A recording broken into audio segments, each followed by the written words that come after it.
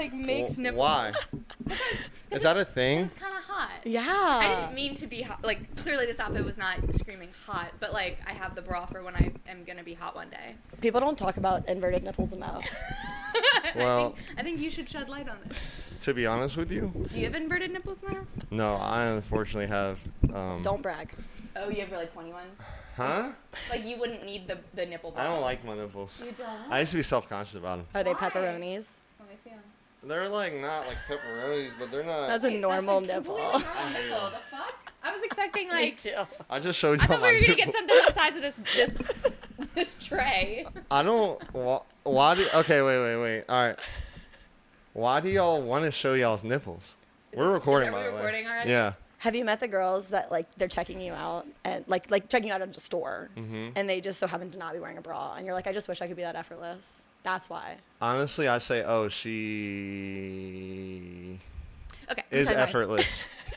You're like, she's effortlessly hot. No, it's because No, I've breastfed 2 babies, so my nipples are actually down here, like by my hips. I know a guy. No. I was saying that So I want my boobs to look like perky 18-year-old Kinley boobs. I got to get this off. So push-up bra with simulated nipples makes it look like you don't know, like that's what my boobs just look like, but they don't. You They don't. said you were self-conscious about your nipples. You should understand. When I Yeah. was saying effortless, I meant like I feel like I Naturally wouldn't have to effortless. try.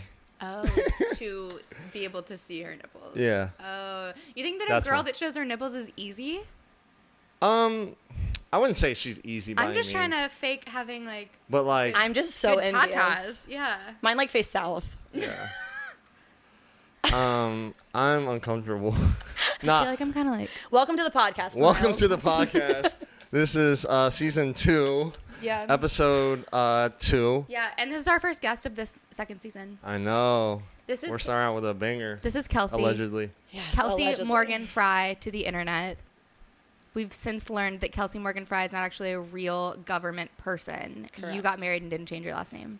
I got married and didn't change anything. Yes. Yes. I actually got married in a different country, so I hope Is it's your marriage filed here. legal? I think it is. I think I paid $50 from destinations.com to get my wedding to be filed in the United States of America, but we're going to find out when we finalize our divorce. Yeah, so- do you know how easy your divorce would be if you were never actually married? Yeah, I've been maybe processing that for a minute. Unfortunately, or fortunately, I was in fact married for almost a decade. Which is insane. A whole 10 years. I was a wife before I was a woman. Nice. Not yet. Pull the mic closer to you, like twist that part. Yeah. It's like, wait, All we don't wanna miss her. It is time. How do y'all know each other? Oh, this is a great Honestly, question. I know why y'all know each other to be respectful as I can. Like y'all are like, Oh, 2 peas Twin in a pod. flames, they would yeah, say. something like Yeah. that. I'll tell you how we know each other. We know each other from high school, Yes, technically. yes.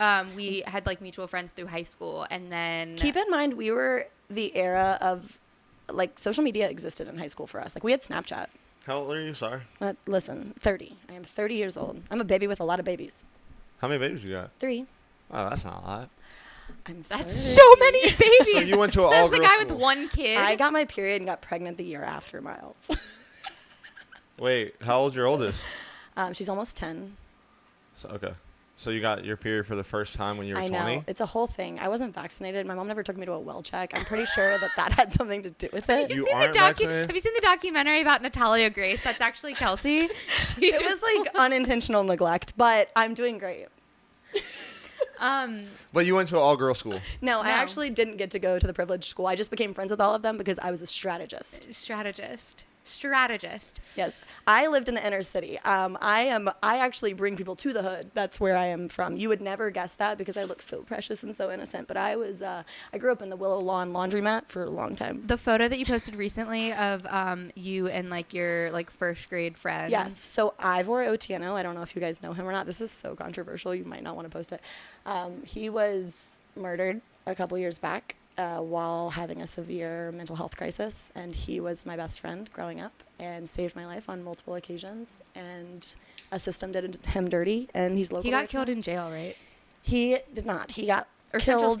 Central State. Yes, he was being transferred Yeah. to a psychiatric ward, and I think it was 6 or 8 police officers. His parents were the most wonderful people. His mother, I will never forget, came to our school all the time to teach us about African culture. They're phenomenal human beings. I love them to pieces, but they just got $8 million to probably settlement. never talk about this again. Yeah. R.I.P. Yeah. Okay, so y'all know each other from school. We lived together. Y'all lived together? Hold on. So Back up. So we know each other from high school. We had mutual friends. Like I had friends from different high schools. You had friends from different high schools. That's very similar of us. I went to like 12 schools. Yeah, and I had. Wait, hold on. You were from best friends with a Ron girl, Baldwin. my ex-boyfriend's girlfriend, Jessie Harper.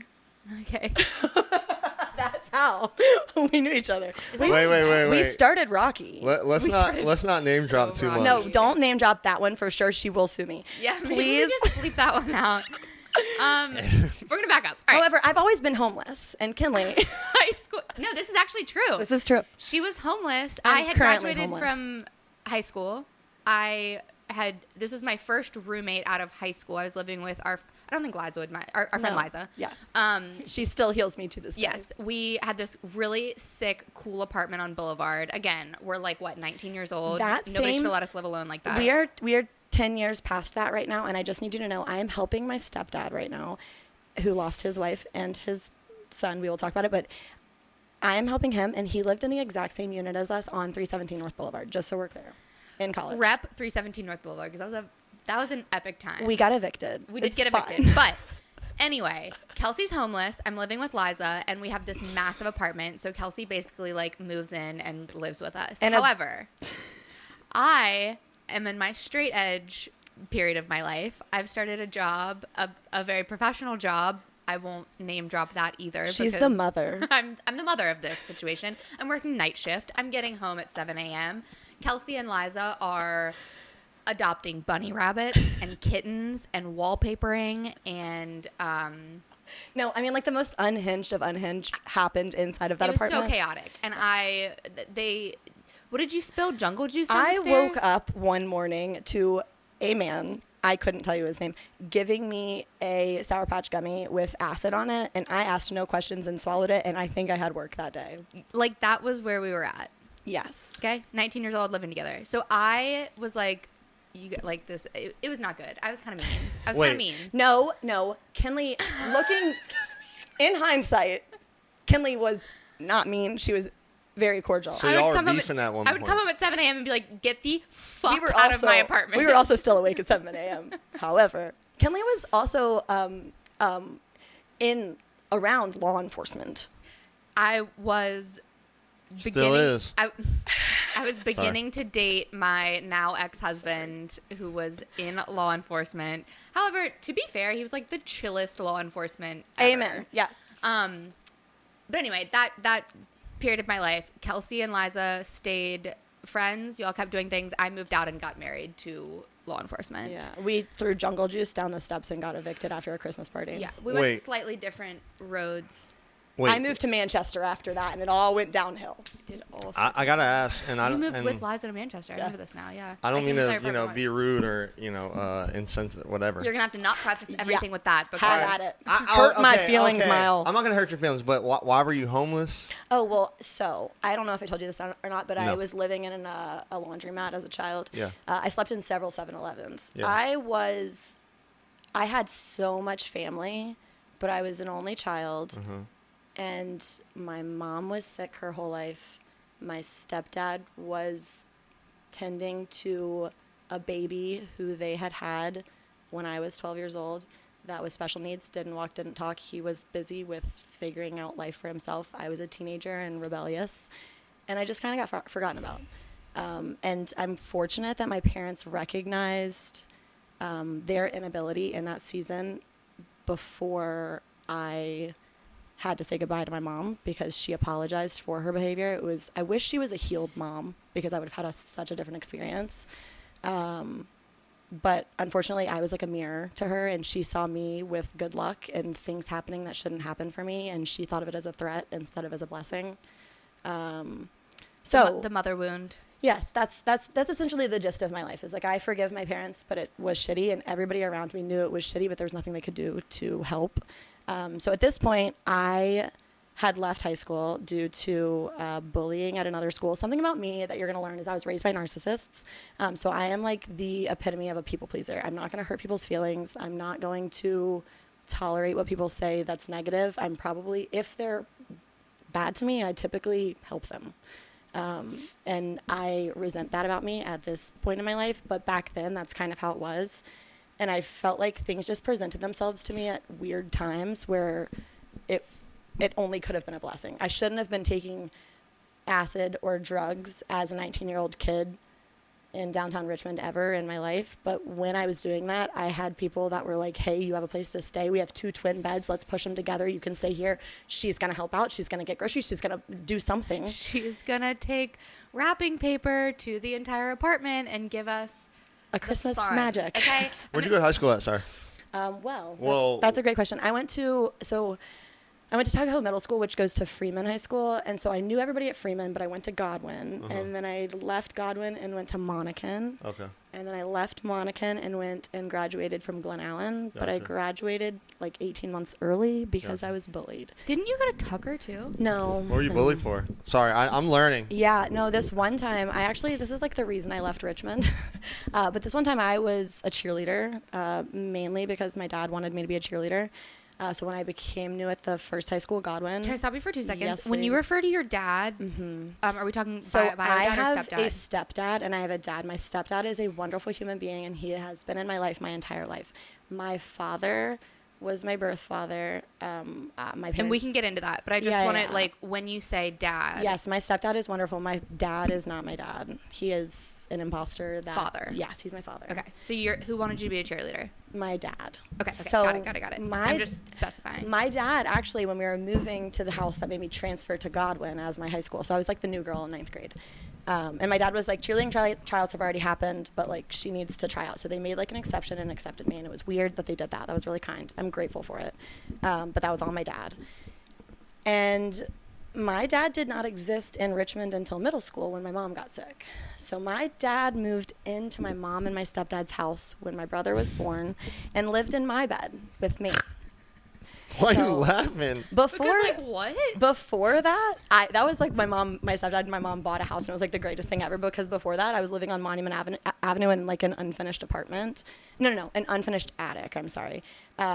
And so I moved into this new house and I was like, oh my gosh, I've got a little brother. This is going to be so great. And then they were like, your dad that you don't know is actually going to move into your room. So you're like, oh, cool, I'm finally getting, like, this kind of normal family feeling. This is Yeah. great. Like, I went from kind of a chaotic childhood with my mom. I'm going to get this family feel. And then your mom is like, psych. Yes. We're actually going to add your dad that you don't know. And not only is he moving into our Yes. house with And he's this here. whole family, but he's going to sleep in your bed. He's here for the first time to take care of you because your mom is dying, Yeah. is what they're telling me. Where was he living? He was living in Florida. He was Okay. in the restaurant industry. Gotcha. That's Yes. okay. All right. Now he drives the train. So if you ever hear it go by, just like, but we'll get into it. It's fine. So I went to Godwin. It was great. Loved Godwin, but I was a cheerleader. 9th grade, I actually had a guy try to kill me. I have like all the receipts still. He got sent to a psych ward for 4 years and then ended up going to college with me. I'm not going to say his name on here because if you're Yeah, no. watching, I love you. However, that was my 9th grade year. My 10th grade year, I was still a cheerleader, and I got to school on Valentine's Day. And you know how you could like deliver roses for Yeah, like, like $1? carnations. Do you know this story, Kinley? No. Oh, you're gonna die. Oh. I never went to high school after this day. Valentine's Day of 2011. Valentine's Day 2011. It's my last day at high school. I was wearing my cheerleading uniform for a pep rally against the rival high school. So it was Godwin versus Freeman, and we were about to fuck them up. I'll never forget. I got to my desk, and Rip, again, Thormont was a special needs kid that went to Godwin and was wonderful. And he ended up killing himself a couple years ago. But he had left me a rose that said, thanks for cheering for football this year. And then I had 3 more roses gonna from cry? a girl that went to a different high school. And one of them said, didn't see a bald lady at the basketball game. Guess I couldn't introduce myself to your mom. One of them said, stupid must run in your family, just like your brother. And one said, leave. And I took them to the high school office. I had just gotten to school, grabbed them from my desk, was dressed for a pep rally, took them to the office, and I was like, I don't know who sent these, but they were on my desk this morning. I had never been rude to anybody except for people at another school that dated one of the guys I was interested in. There's like 3 girls that I was like, listen, you're hurting my feelings. Don't fuck with me. But other than that, I was a very kind human being. And I had like to have receipts checked on that because I didn't trust myself. I was like, I thought I was really nice, but I don't think maybe I'm wrong. And then people were like, no, like you did it. You should have been mean. Anyways, took him to the high school office, and the lady was like, welcome to high school, honey. And then I took him to my guidance counselor who had a relationship with my dad because I tried getting killed the year before. And my guidance counselor was like, we can get your credits finished in summer school. You don't have to come back. And you left. So I left. Do we know who sent you those carnations? No, but I do know that there was a boy on the other team. If you're out there. I do know who sent them to me. Yes. Wait, sorry. I do. Her name is Kaylin Heartless. Her last name is what it is. Oh my Her reason- God. Miles is so pissed. Yes. Miles has to edit so much Sorry. already. You can tag her if you want. Bleep, bleep, bleep. Yeah, her cousin. Never mind. Yeah, never mind. So another part of that story is that my sister actually went to the rival high school, and I didn't know I had a sister. A half sister. Yes. My mom had a baby, gave her up for adoption. It was a closed adoption in Tennessee. I knew that she had given up I a baby remember this. I for remember this. adoption. I convinced myself Miley Cyrus was my sister. I was like, I'm Miley Cyrus's sister. She was given up for adoption. She wasn't. None of that ever correlated. It was my brain doing funny things. However, my sister ended up going to my rival high school. Wait. And was friends with this girl. Miles, So I could write a book, right? no, I'm just hold on because I gotta. do you want to recap? No. So, all right, I'm not gonna do what you told me not. So, did your mom have do it. cancer? Yes, so my mom was diagnosed in 2008 with non-Hodgkin's lymphoma. It ended up she had 15 types of cancer. She had non-Hodgkin's, Hodgkin's, T-cells what ended up killing her. But she had a 15-year battle, and she should have died in 2008. So I am forever grateful for science and medicine. The extra time that you got. Yes, I had. What year was that? Like, so it was recent. Sorry, so I'm not doing the math. 2008 is when she was diagnosed. I was in the 8th grade, and she Yeah. ended up dying in 2023. And Oh. the week that she was dying, my mom and I did a 5-minute interview with Good Morning America that aired, Oh, cool. which was really, really special. I don't know if you know. My wife's mom died. June 18th No, I didn't know that. this past year. So she had cancer, but she found out like 2 months before, and then literally just. Super quick. So, yeah. Oh, But yeah, How is she? she's dead. How is your wife?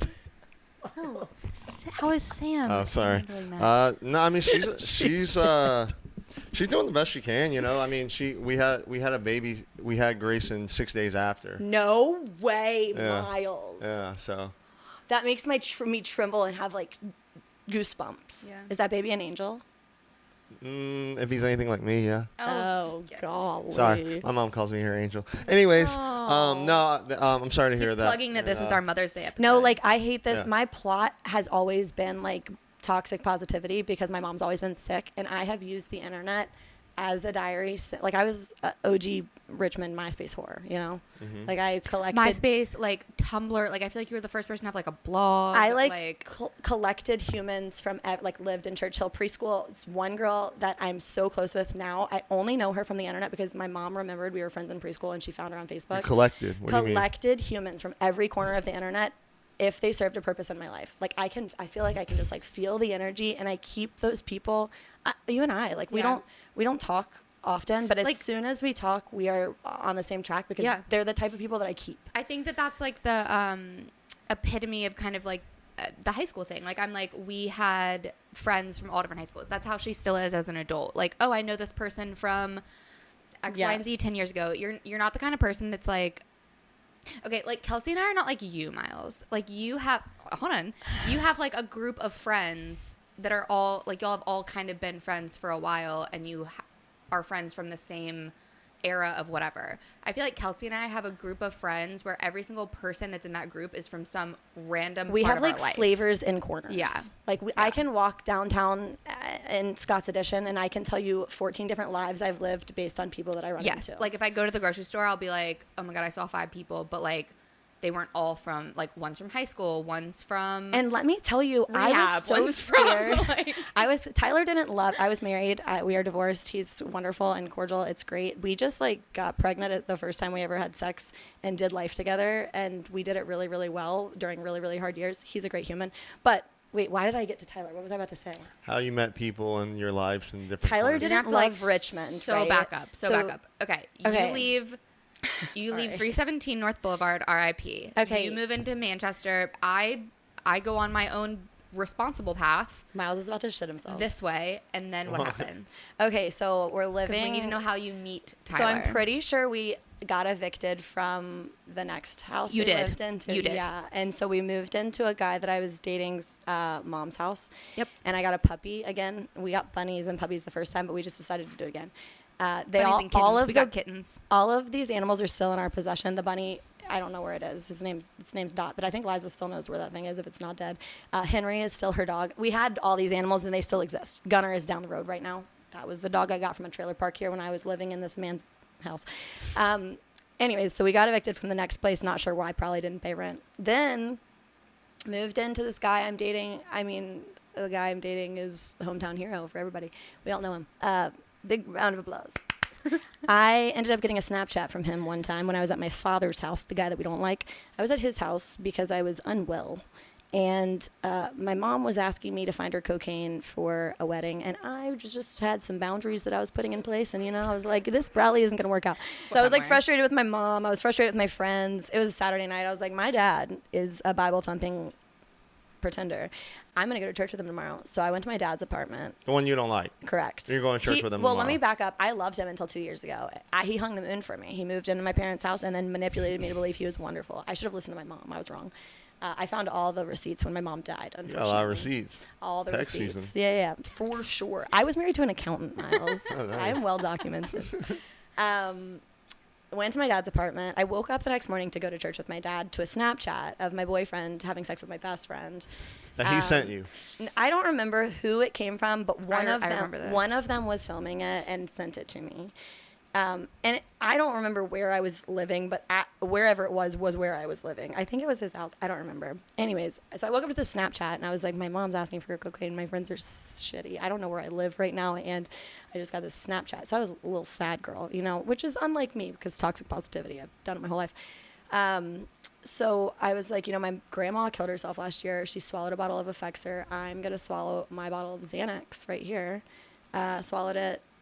Ended up going to Chippenham for a couple weeks. And ultimately, at the end of my psych ward stay, I looked at the people and said, I can't go home. What are my options? And they said, you can go to rehab. Insurance will cover it, but you're not an addict. And I said, okay, I'm in. So I went to rehab. Whatever you say. Yeah. Galax, Virginia, right after that. I never talked. I remember one of the women we used to nanny for called me in the psych ward and was the sweetest, kindest, gentlest human in the entire world. But I remember going to rehab and being like, people were getting letters and phone calls, and I was like, what? Where are people? And so at the end, especially because you were so popular. I feel like this is something that I need to note. You were so popular. I was well known. You were okay. You were so well known in our high school early that 2010 to 2013 time frame. MySpace whore. That's sure. what I was. And so I do think that there's something to be said about everybody knew you, but nobody knew you. Yes, that is so. And I wear a mask, right? Yeah. So I can shapeshift myself to be who you need me to be. So you're in rehab being I have all of these people around me, but where are all the people when I'm down bad? And I think a normal situation, people would become the victim. I think back to that, and I'm usually people would be like, oh my God, I'm so sad. These people aren't reaching out. So instead, I am fueled by that.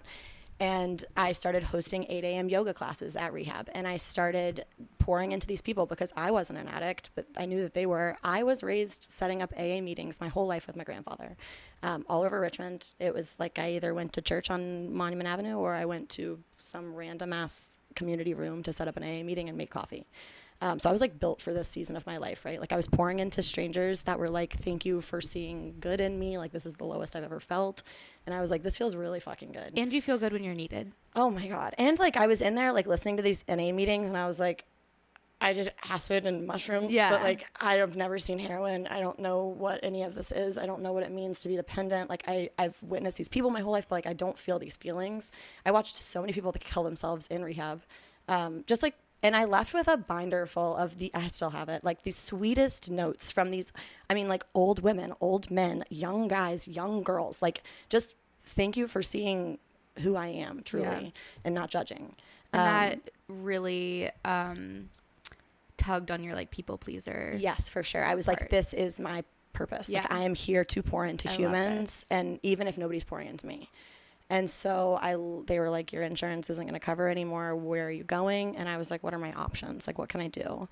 And they were like, you can go to Wilmington, North Carolina. I don't know if you've ever been to Wrightsville Beach, but it's a really big sober living community. And if you pay $400, you can stay at this space. And I didn't know what they were talking about, but I was like, okay. So I called my dad. Like a halfway house? It was a halfway house. So I called my dad. I didn't know this at the time. Nobody I was like I loved rehab. I was like, if this is my life, I'm in forever. And I was in Gay Lakes, Virginia, like not a great rehab. Like probably don't recommend if you're sitting like a kid. I wouldn't. But like I'm from the hood, so like it was great. It was glorious. I don't even remember if we ate, but I was like, okay, I'm so down. So I called my dad. I was like, is there any way you can spot me $400?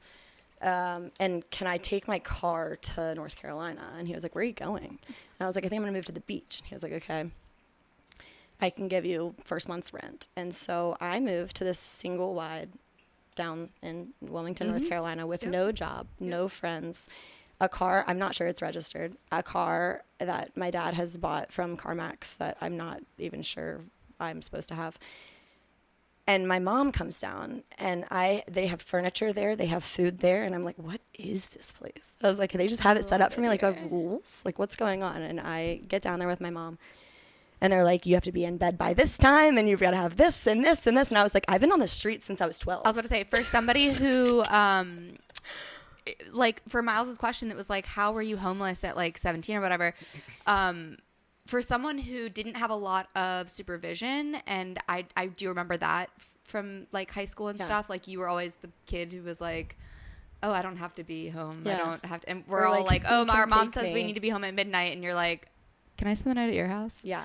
So and for somebody who got to run around and do whatever they want, and also the negative that came with that, like parenting yourself. Yes. For someone to then be like, you need to be in bed, lights out by 8 p.m. I think and we're locking the door behind you. You're probably like, oh. My biggest piece of parenting advice, like for anybody that is becoming a parent, my first piece is don't listen to people's advice. Second of all, my second piece of advice is if you are a parent and your children have friends, pay attention to the friends, because the parents that paid attention to me are still my biggest supporters. Like my friends' parents noticed far before my friends noticed. And I am so grateful for how intentionally some of those parents poured into me and still do pour into me today. So that is like your child might be friends with somebody that is a bad influence or seems rough, but like take notes, like figure out why, because they will change all of that to make you proud so that your child can hang out with them. And I feel like I was always the bad influence friend too, and that brings a lot of shame as a kid. But you felt shameful? Yeah, oh my gosh. Like overflowing with shame. Not anymore. I don't have any shame, which is Yeah. probably also a problem. But yeah, when you're the kid that like parents are like, we're not gonna do a play date with that kid or like whatever, and you just like you internalize that, like awful. Yeah. But anyway, yes, I also feel like I was the bad influence friend. But I did have friends whose parents were that way instead, and they were like, let's lean into this kid instead of keeping them away, and that was probably good for their kid too. I mean, for sure. That like. And I'm thinking about those kids. They turned out to be really wonderful adults. I hope that I can be that parent, like you're saying. I have a really, really great friend that's still one of my best friends today, and her family will never. Their whole family, the children of this family are now married. The kids of these people came to my mom's funeral. Like they are so flawed. They were just my friend's parents. Yeah. My mom did not have a relationship with them. They did not know my family. Like they literally just poured into me from afar. Yeah. Showed up for me every single time. And not long ago, one of the sisters messaged me, and she was like, you know, the friend that you were friends with would not be here if it wasn't for you. Like you were there at the lowest time in her life in 8th grade, and you supported her and stood by her, and like we will always do the same for you. I love that. And that's like me hearing that now. I'm like, I had purpose. Like my suffering was worth it. Exactly. Yeah. Because as a kid, you thought you were a burden, or I did. I felt like I was the burden. I was the kid that always needed whatever from like these friends' parents, or I felt like they didn't really want me there, and I always just kind of felt like, whatever, didn't really fit in. Yeah. So to know that you helped them in your own way probably Yeah. felt really good. I always felt like an inconvenience. I was like, I always felt like an inconvenience, yeah, for sure. So yes, pour into those people.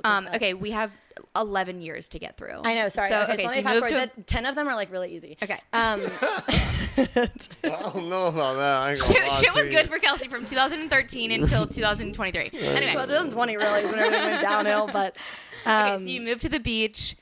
You're living in a halfway house. You get this job at the gym. okay, right? so I'm. Wait. I need to ask some I questions. know. No, yeah, you Okay. do.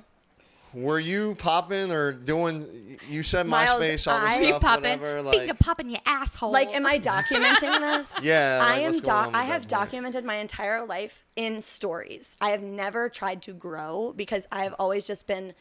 I am. stories like Instagram and I am Snapchat. the local girly, right? And I know if I share my things in a documented way that people can find them out with the audience that I have, it would go big.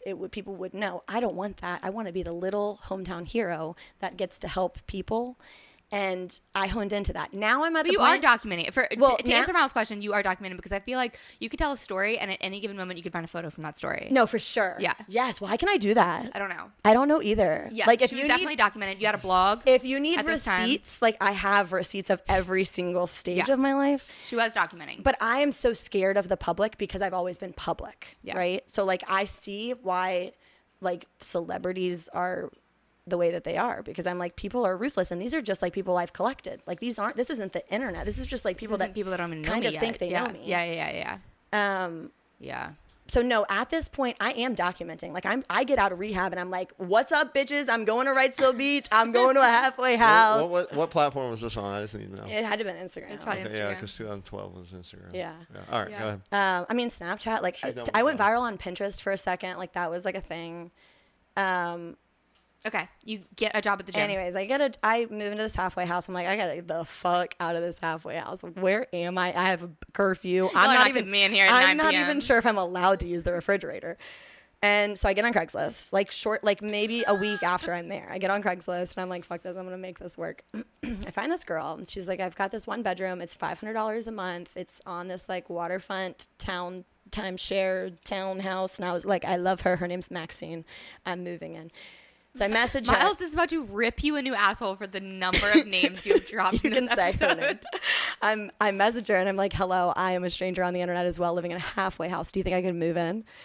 She's like, yeah, girl, come on. So I move in. She goes to the gym and I had already applied to the gym at this point. And they call me and they're like, hey, do you want a marketing job? And I was like, yeah, but I applied for front desk.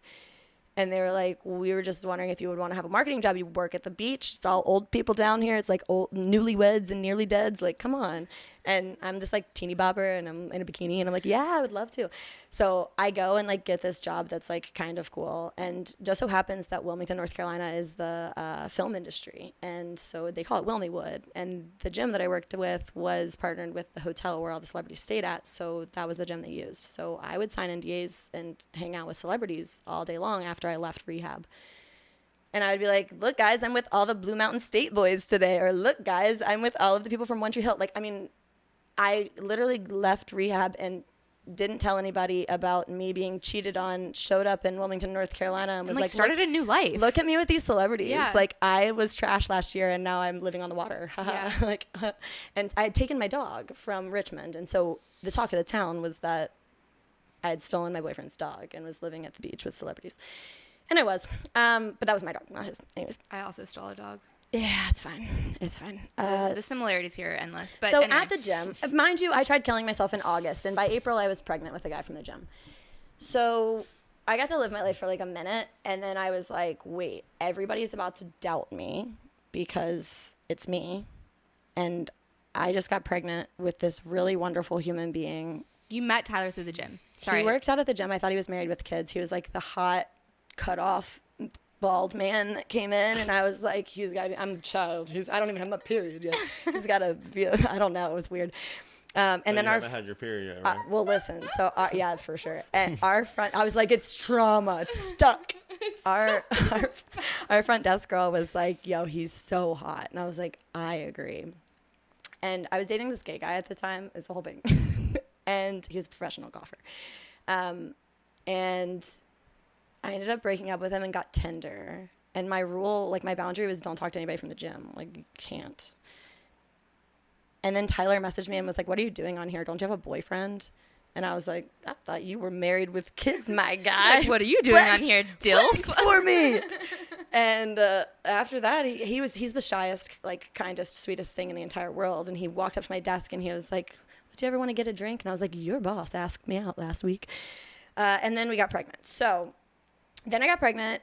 Tyler's sister ended up being pregnant at the same time. He was like, this will be fine. We'll make it work. I was like, okay, but pause for a second. No, No, it's not because of that. It's because questions about this. Yes, because please. I think that there's a little bit of romanticizing that goes into, and like I've had unplanned pregnancies. Yes. There's a little bit of romanticizing that goes into unplanned pregnancies where you're like, okay, I'm going to tell this person that I'm pregnant and they're going to be like, oh, it's fine. Like, we're going to make this work. And like, you get married and run off in the sunset. And you did that. So let me tell you what happened. I want to know Tyler's reaction to finding out that you're pregnant, because Okay. it does sound like you got the fairy tale version of what most people don't. I He did. was like, oh, this is okay, great. We've known each other for 30 minutes and I we're am going to have a so- kid and go build a house and have more Okay. kids. And like, that's not what happens for most people. Miles, So I what have happened? the receipts for this as well because I I believe you. logged it. So Miles about to get his cash register out. okay, so I am at this point. I'm launching a business in Wilmington because I'm an entrepreneurial girly, and I did it in Richmond, and it worked. And it was called 12 Girls Tuition, and I was hiring 12 girls that worked at the university to babysit. I was paying them $12 an hour and charging $15, and it was genius. And I was so excited, and I got pregnant on Tyler's birthday. He was turning 30 years old. No, he wasn't. He was turning 25. He was turning 25. I was like, Sorry. He was Tyler turning- is not 40. Tyler Let's was not. Tyler. It was Tyler's 25th birthday. I can tell you what position I was in. All of his friends probably could too. But it was you ended up having a girl. So anyway. It was fine. Yeah, it was fine. She was my story. I would never change a single thing about it. But the way that like we got here, Tyler and I both like stepped back and we were like, wow, we did a great job. Okay. Right, so you tell Tyler that you're pregnant. No. I find out I'm pregnant because I'm driving down the road and Chipotle sounds bad to me. And I'm on the phone with my mom and she's like, go to CVS, you're pregnant. I take a test on FaceTime with my mom in CVS in Wrightsville Beach and I'm pregnant. Tyler has just left for a cruise for a week with his friends and he did not I remember purchase. this too. This is 10 years ago. So he didn't get the international phone plan. Like I was without service for a week. So I find out I'm pregnant. And if you've learned anything on this podcast, I don't keep my mouth shut. I am a oversharer by nature and like I need a solution yesterday. So I find out I'm pregnant and I'm like, well, I've always wanted to be a mom. I'm not going to get an abortion.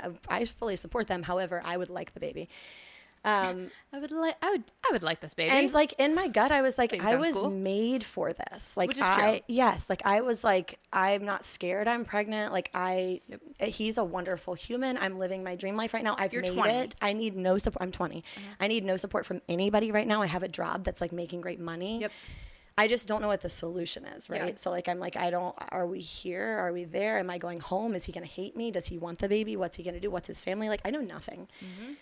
So for a week I'm like in my head back and forth like ping ponging, and I tell my mom, who calls my dad and says she's pregnant, don't get mad. My dad calls my whole family. He's an accountant, everybody. Don't worry, he is an accountant. She's gonna be fine.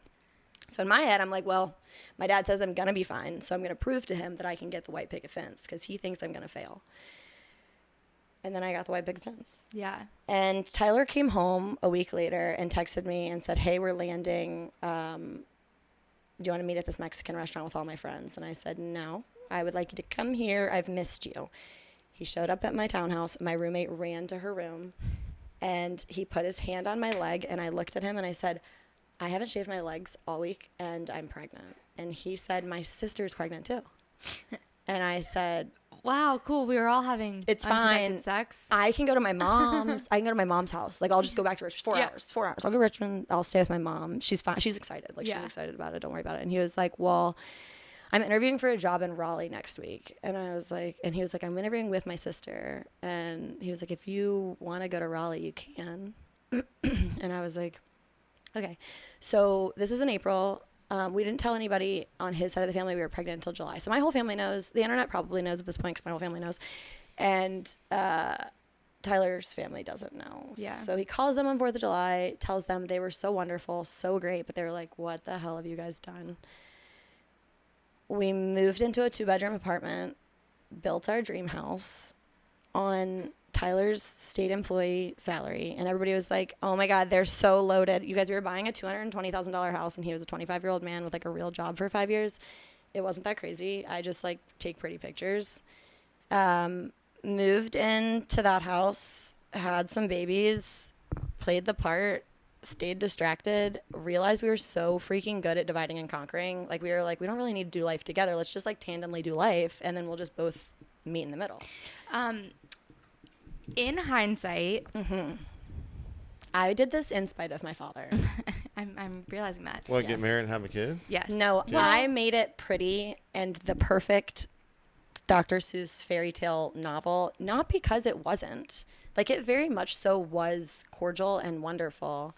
I just wasn't fulfilled the way But that I pretended. Just like I asked, like, that unplanned pregnancy doesn't always work out that way, and so I think that you probably had a lot of people behind you being like, this is gonna fail, and you were like, no, it's not. Yes. No, it's no, not. I literally Watch this. I did it and something else that people need to recognize is like I have never been in a season of not bringing in income. People are like, she's a stay-at-home mom. She gets everything she wants. I know, Yes, we can get into the gold digger allegations in a minute. and I provide. Okay, in hindsight, do you think that you and Tyler were, had you not gotten pregnant, do you think that you would have ended up together? I think he would have moved to Raleigh, and I think we would have always like stayed in communication. I think But Tyler you would and have stayed in Wilmington and maybe like Oh, I would sought have out a different life. never have gone to Raleigh. Yeah. In my life, like, and Tyler knows that. Like, Yeah. I was very much so like in my free bird. I didn't want to put a relationship tag on it. I didn't want to. I was pregnant when I went to Turks and Caicos and didn't I know remember it. that. Yeah. There's like a yoga picture of you doing like a Yeah, I with can, a like, six-pack. picture it. Yeah, yes, that's the picture I'm thinking of. Anyway, Yeah, and so I was pregnant when I was there, and I told my whole family, I was like, like like it's about to get really good for me. Yeah. Like, things are about to get really exciting. Like, I don't want to date anybody. I like finally see my worth, my value. And I got home from that trip, and my mom was like, Chipotle sounds bad because you're pregnant. And I was like, fuck. And I was pregnant. I hadn't even had like a legal drink yet. I was pregnant when I turned 21, and I was like, who am I? Like, I was in rehab last year. Yeah. That's crazy. Yeah. I was getting married before I could Yeah. have alcohol at my wedding. And I think that had a huge part in the demise of my marriage because I was like, Yeah. I have never known adult life. You've always without also this. been the adult, right? Like, Yeah. you've always been the responsible, you've always taken care of the shit you need to take care of. Yeah. I've always been that for me. And I think when people become adults, like when their frontal lobes like fully develop and they're Yeah. like actually entitled humans, Mine's still working on it, but yeah. mine stopped. I paused. It's like lagging still. Yeah. But like the people that are like now becoming adults don't recognize that like we were adults when we were children. Like, we had to do that already. So now we're like free and they're threatened because they're I tell people that all the time. I say I had my fun. People are like, you missed out on your college era by getting married so young. And I'm like, no, I had my fun college era going out, doing drugs, drinking when I was like 14. a child. Yeah. So I did do that. And then I got married. And then I spiraled and had Anyway. So wait, y'all just be having sex with no condom on. That's y'all's verdict, right? I don't know. Listen, Y'all Miles. ever be wearing Miles, condoms? I have had sex Why with would- like very few humans. Like one, I mean, I was a child. I had a purity ring because I didn't have a period. I like have very seldom had sex, and so don't judge this. But I don't know if I've ever seen a dick with a condom on it. Oh, no. I don't know. I hate that, but Are sorry. you using condoms?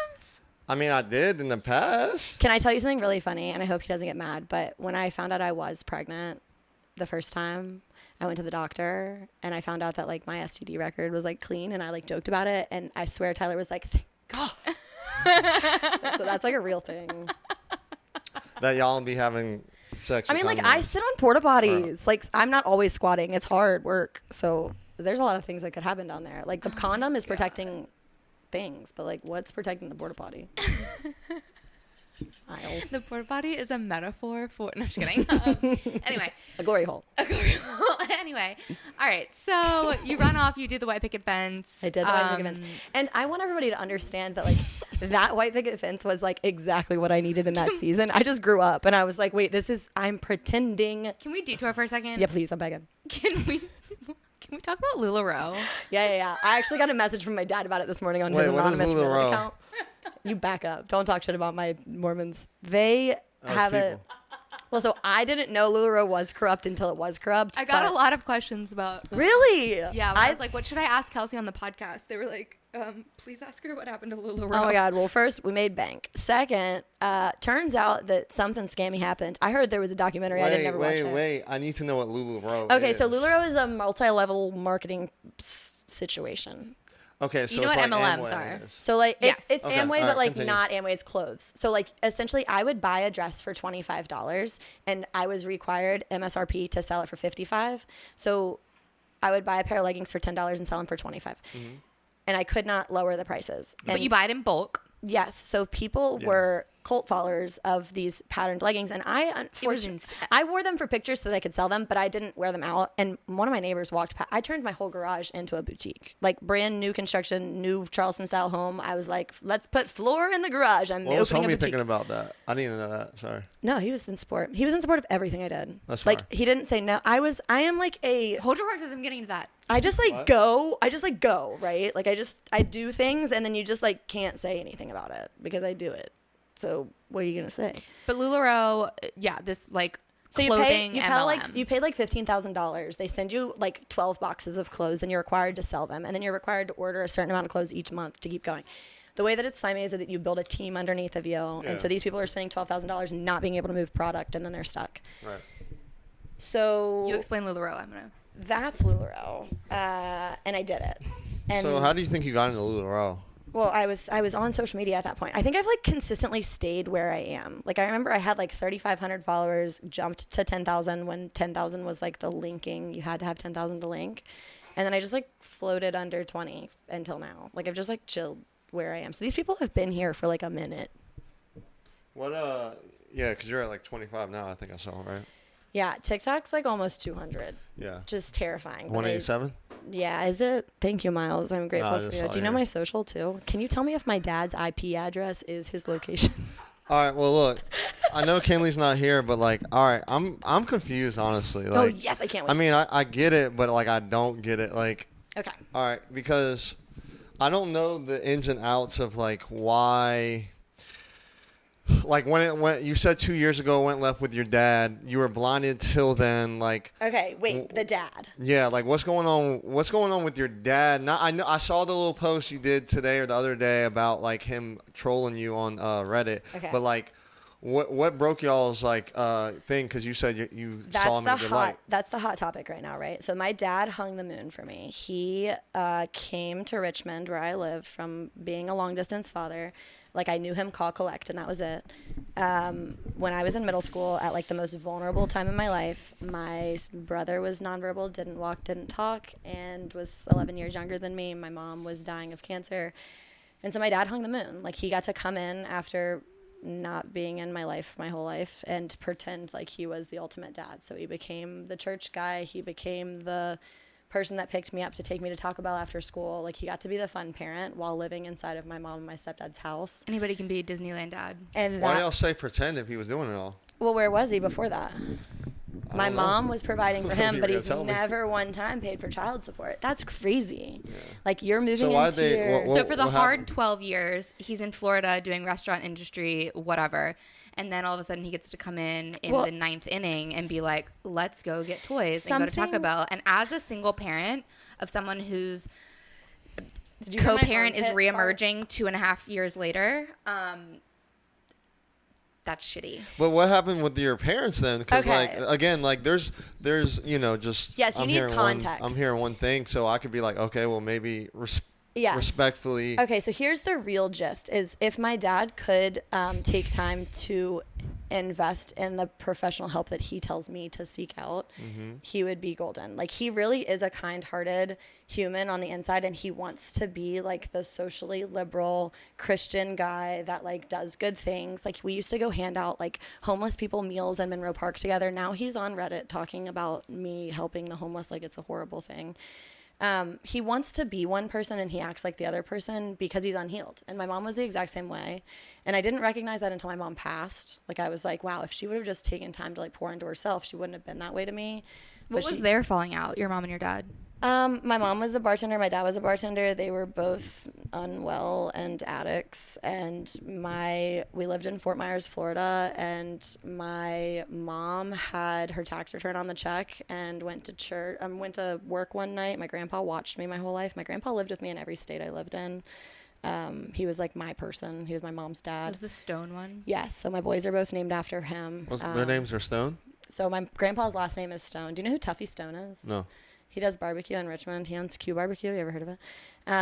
He's like a famous barbecue guy, but that's my uncle. But that's what my grandpa did. He like traveled around and did barbecue competitions with my uncle. But he also like saved my life on way too many occasions. But that's who I went to AA meetings with and to church with. Like, he was my father figure.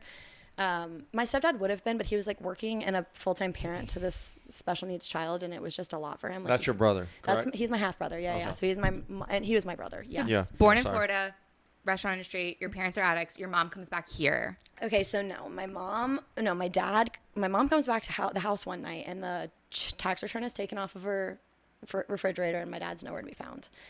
And my dad had gone to Kentucky. My grandpa lived with us down there at the time. My dad had gone to Kentucky and was staying with his parents, I suppose, and nobody would tell my mom where he was. And at some point, he manipulated the situation and convinced my mom to come to Kentucky. So we went there, and it got really out of hand. And my grandpa and my uncle came and got us, and we moved to Lynchburg, Virginia. We lived there until I was like 2 or 3, and then we moved to Richmond to live with my grandpa. And we've been here since. Wait, I just want to like kind of like side conversation, just see how y'all feel about this. It's like, how do y'all feel about, parents being once a child, and it's like, sorry, Kinley, I have to say this. Yeah. It's just respectfully, I have to be respectful. I'm trying to be, I don't want to, because if you were to say something, whatever. Anyways. Say it with your chest. Like, it sounded like you said it yourself. Your parents were dysfunctional. Yes. Is that, sorry? I'm sorry. Yeah. Okay. I think Anyways. that's a great word. Yeah, I think that word but works. again, it's like, you can call your sister stupid, but, you can't, Yeah. I can't call your sister stupid. I think you can That's call our what I parents dysfunctional. Okay, well, I don't. Anyways, so My therapist would call it childhood neglect, but yes. Okay, well, how do y'all feel about like if parents are kid adults? Like, what if they were just doing their best? And it's like, where do you give a person their grace, if you will, to their not like for example, we talked about like, oh, your choice in men and all these different things. We talk about this all the time, and I'm gonna answer it, and then I'm gonna let Kelsey answer it. I, through therapy, have answered this question. I give my parents a lot of grace, specifically my mom. We've had a very tumultuous relationship, especially since becoming a mom myself. I give my mom so much grace because I truly do think that she was just doing the best she could. A lot of her decisions were not great. A lot of her behaviors I don't agree with. But as a mom now, I'm like, I'm still just a person. I'm just a person who happened to have kids, and I'm just doing the freaking best that I can. Condoms. Just not wearing condoms and just popping out all these babies. And I'm just doing the best I can. My mom was just doing the best she could. She was young. I'm a little bit older than she was. But anyway, the point being, I do give my parents a lot of grace. That does not excuse what they did. Okay? I can give her grace without it being an excuse for some of the ways she has handled things. And so I'm not going to answer for you, but you can be like, hey, I forgive the things that you did that affected my childhood, but it doesn't give you a pass because of the things that I endured. Okay, so I wish that I could. There's a song by Sasha Alex Sloan. Highly recommend. It's called Older. It's all about how our parents are just like us. Yeah. Like, they're not any There's people. I'm a person too. I'm doing the same thing. That's exactly what that is. The difference is that I knew my dad's mistakes in my childhood a long time ago, and that was never, he hung the moon for me, right? So like I had forgiven him for the years prior. The week my mom was passing, my dad lived 30 minutes from my mom. My mom was in hospice for 9 days, and I've never shared this on the internet. It was the world's worst experience with hospice that you could ever fathom. Every single nurse told us, every single person confirmed it with us. It was the wildest and hardest 9 days of my entire life. And I was essentially just trying to kill my mom. How much morphine can you give her until she, what's it called when you choke on water? Drown? Exfoliates. Oh, asphyxiates? I don't know. She was gonna Affiliate. She was Her affiliate her link. affiliate Linked link here. was morphine. Sorry. That was being passed around my house by everybody except for my mom, which was a wild situation. But it was a shitty time. And my dad got upset with me. My dad is a full-blown narcissist, so I have people-pleased the situation for my whole life. And this time I just was at a point where I was like, I've gone through it. Like, I don't need to people-please it anymore. I would love to eat that baby right now. I was like, I would love to deal with this, but unfortunately I can't. And my dad got mad that I didn't go to lunch with him on his time off while my mom was dying. And then I never heard from him. And my mom had a funeral 2 months after she died because I was doing it all. And she had a lot of people. And we didn't have a funeral for my grandfather because it was COVID. And we didn't have a funeral for my brother because it was COVID. And we didn't have a funeral for anybody else because it was COVID. I don't know if you know, we've had 10 people die. I was gut-wrenched to host a funeral by myself. Mind you, I was here with my kids by myself for the funeral. My stepdad was nowhere to be found, and my dad came to the funeral. Because your stepdad's grieving. He is an addict, Yeah. like through and through. He's grieving the loss of his wife and his son. Yes, and they both died within a year's time. My brother passed from a virus. It was super traumatic in his care, and it was a disaster. My mom, I am a firm believer that she gave up her fight after my brother died. And my stepdad, like, he's always been, he was like a pilot at one point. He was in the military. He was in the army. He was an architectural engineer, a structural engineer. Like, he's a really, really educated human. He's from Ireland. He's like birthed from Ireland. He would like to go back to Ireland. But he lifted my brother for so long, and he got hooked on pain pills. And he had a bad back, and he couldn't have surgery because he was a caretaker. And when you're a caretaker, I know more than anybody else, you put yourself on a back burner, and he has been on that back burner for so long. And I never thought I would see the day. I thought I was just going to grieve another parent. I finally see the light for him where he is healing and has potential to have a whole nother life. And that is so fulfilling, while simultaneously watching my dad destroy himself. So your dad made that week of your mom passing about him. Well, so I didn't actually know at the time. I didn't realize how angry he was. He sent me a text message. And then at my mom's funeral, it was raining outside, and we were moving from the funeral to the celebration of life, and one of my kids went missing. And I didn't know where they went, and I was hosting a funeral by myself with hundreds and hundreds Where's of people. Tyler? I'm pretty sure I had told myself, I can handle it, I can do it. Just he might have been with Shep. I don't really know. Shepard's my youngest, and he was sick at the time. So I'm pretty sure that's what he was doing. I have no idea, but I was there by myself. I remember I went to Dana's house, my best friend from high school, and she did my hair, and she did my daughter's hair, and then we went to a funeral, and then my daughter went missing in the midst of a funeral. How old's your daughter? Sorry. And she was 8 at she this was point? 7, yeah. And nobody knew where she went. My whole family was like, Riley's missing, Riley's missing. All these strangers are like, Riley's missing. Some random man was like, it's raining outside. We're standing in the rain after a funeral, going to another funeral. And somebody was like, I'm pretty sure she got into a blue truck. And I had not talked to my dad in 6 weeks. And that was my dad. And the last time I had seen him, he was drunk at my house at 9 o'clock in the morning on a Wednesday and drove himself back to Richmond. So I knew nothing other than my stepdad's missing because he's grieving. Don't know where he went. Not at a funeral. I'm here at the funeral with myself and maybe another kid. I might have had another kid with me. I don't remember. I don't even remember what the funeral looked like. I think that's pretty normal. Yeah. And then we got to the celebration of life, and I pretended like nothing ever happened when I found out where she was, and I never spoke Was she to my with your dad? again. Yeah. And he never spoke to me again. And essentially, I was okay with it. He had told me, like, I've done everything I needed to do. My work is done, but you prioritized your mother's relationship over mine because I stayed in hospice. Well, it was hell. I mean, like, to the point, like...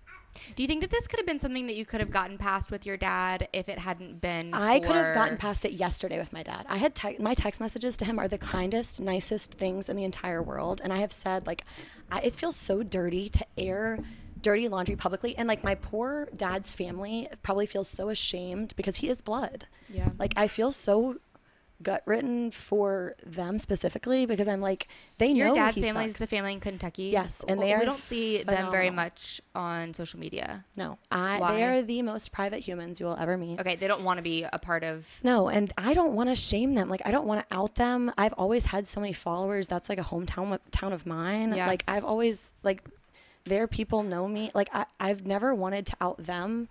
But it got to a point where my aunt she had been my person. She was my person for so long. And my dad was manipulating her. She's her little sister.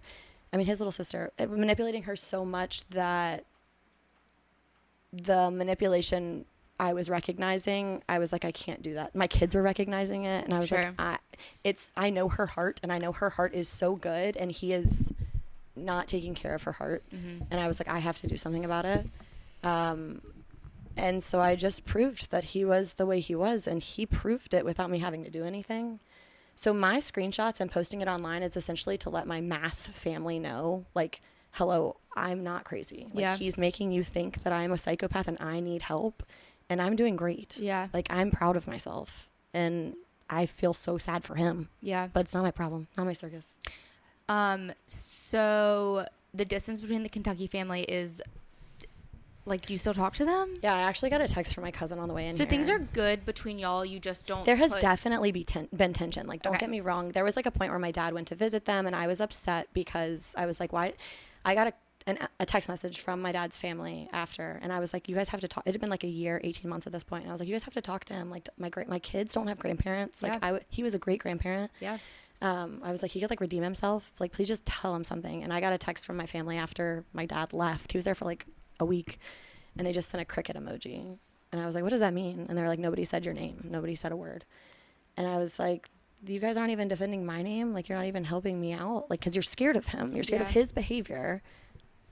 Well, I'm going to put an end to it. Yeah. And I think we're at the point where everybody sees it now.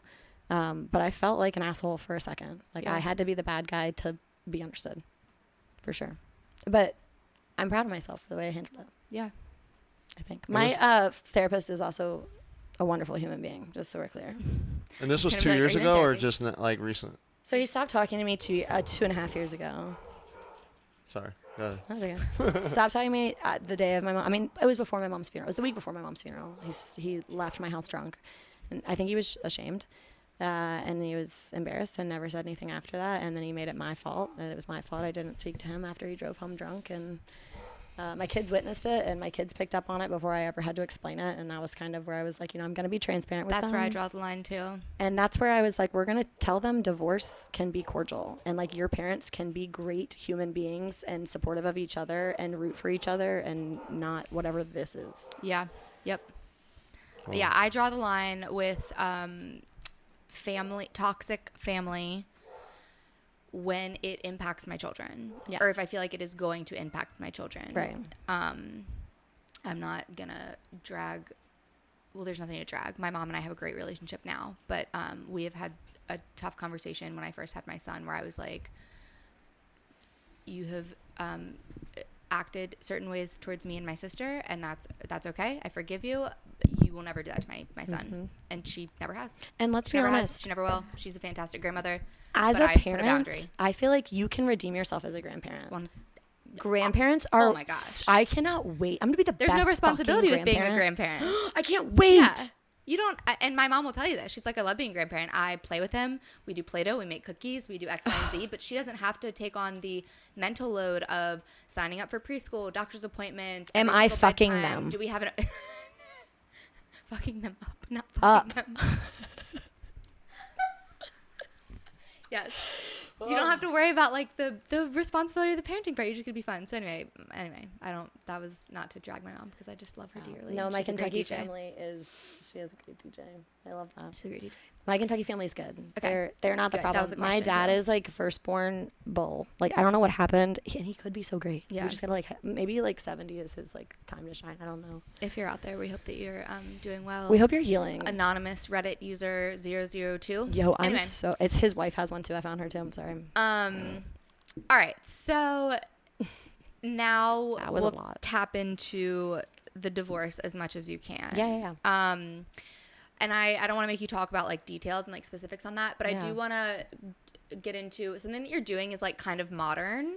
You guys are sharing your home and you leave for a week and Yeah. your your estranged husband stays in the house with the kids and then you bounce back. We have officially Permanently? we have ended that era now, but it is called nesting in place. Yes. Tyler moved out last week, so the Okay. house is now mine, even on my weeks off. Before, what we were doing is we were just like, let's just leave the kids in place, Which I do like that. and inconvenience ourselves, right? sure, as you So- should. Your children didn't ask for this. Yes, and Yeah. like we were both babies when we started having kids. Like Yep. we both were like, so we started doing.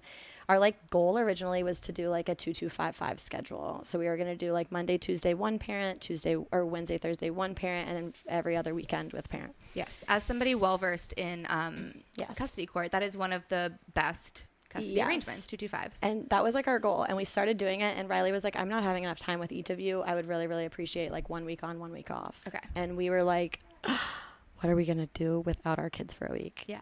And then we did it. And we were like, holy shit, we needed to have a break from our kids. Like Yeah. we have been caretaking in and out of hospitals, in and out of other people's random houses. And we've moved 7 times in 10 years. Like we have been in it, like the thick of it, while grieving everything under the sky.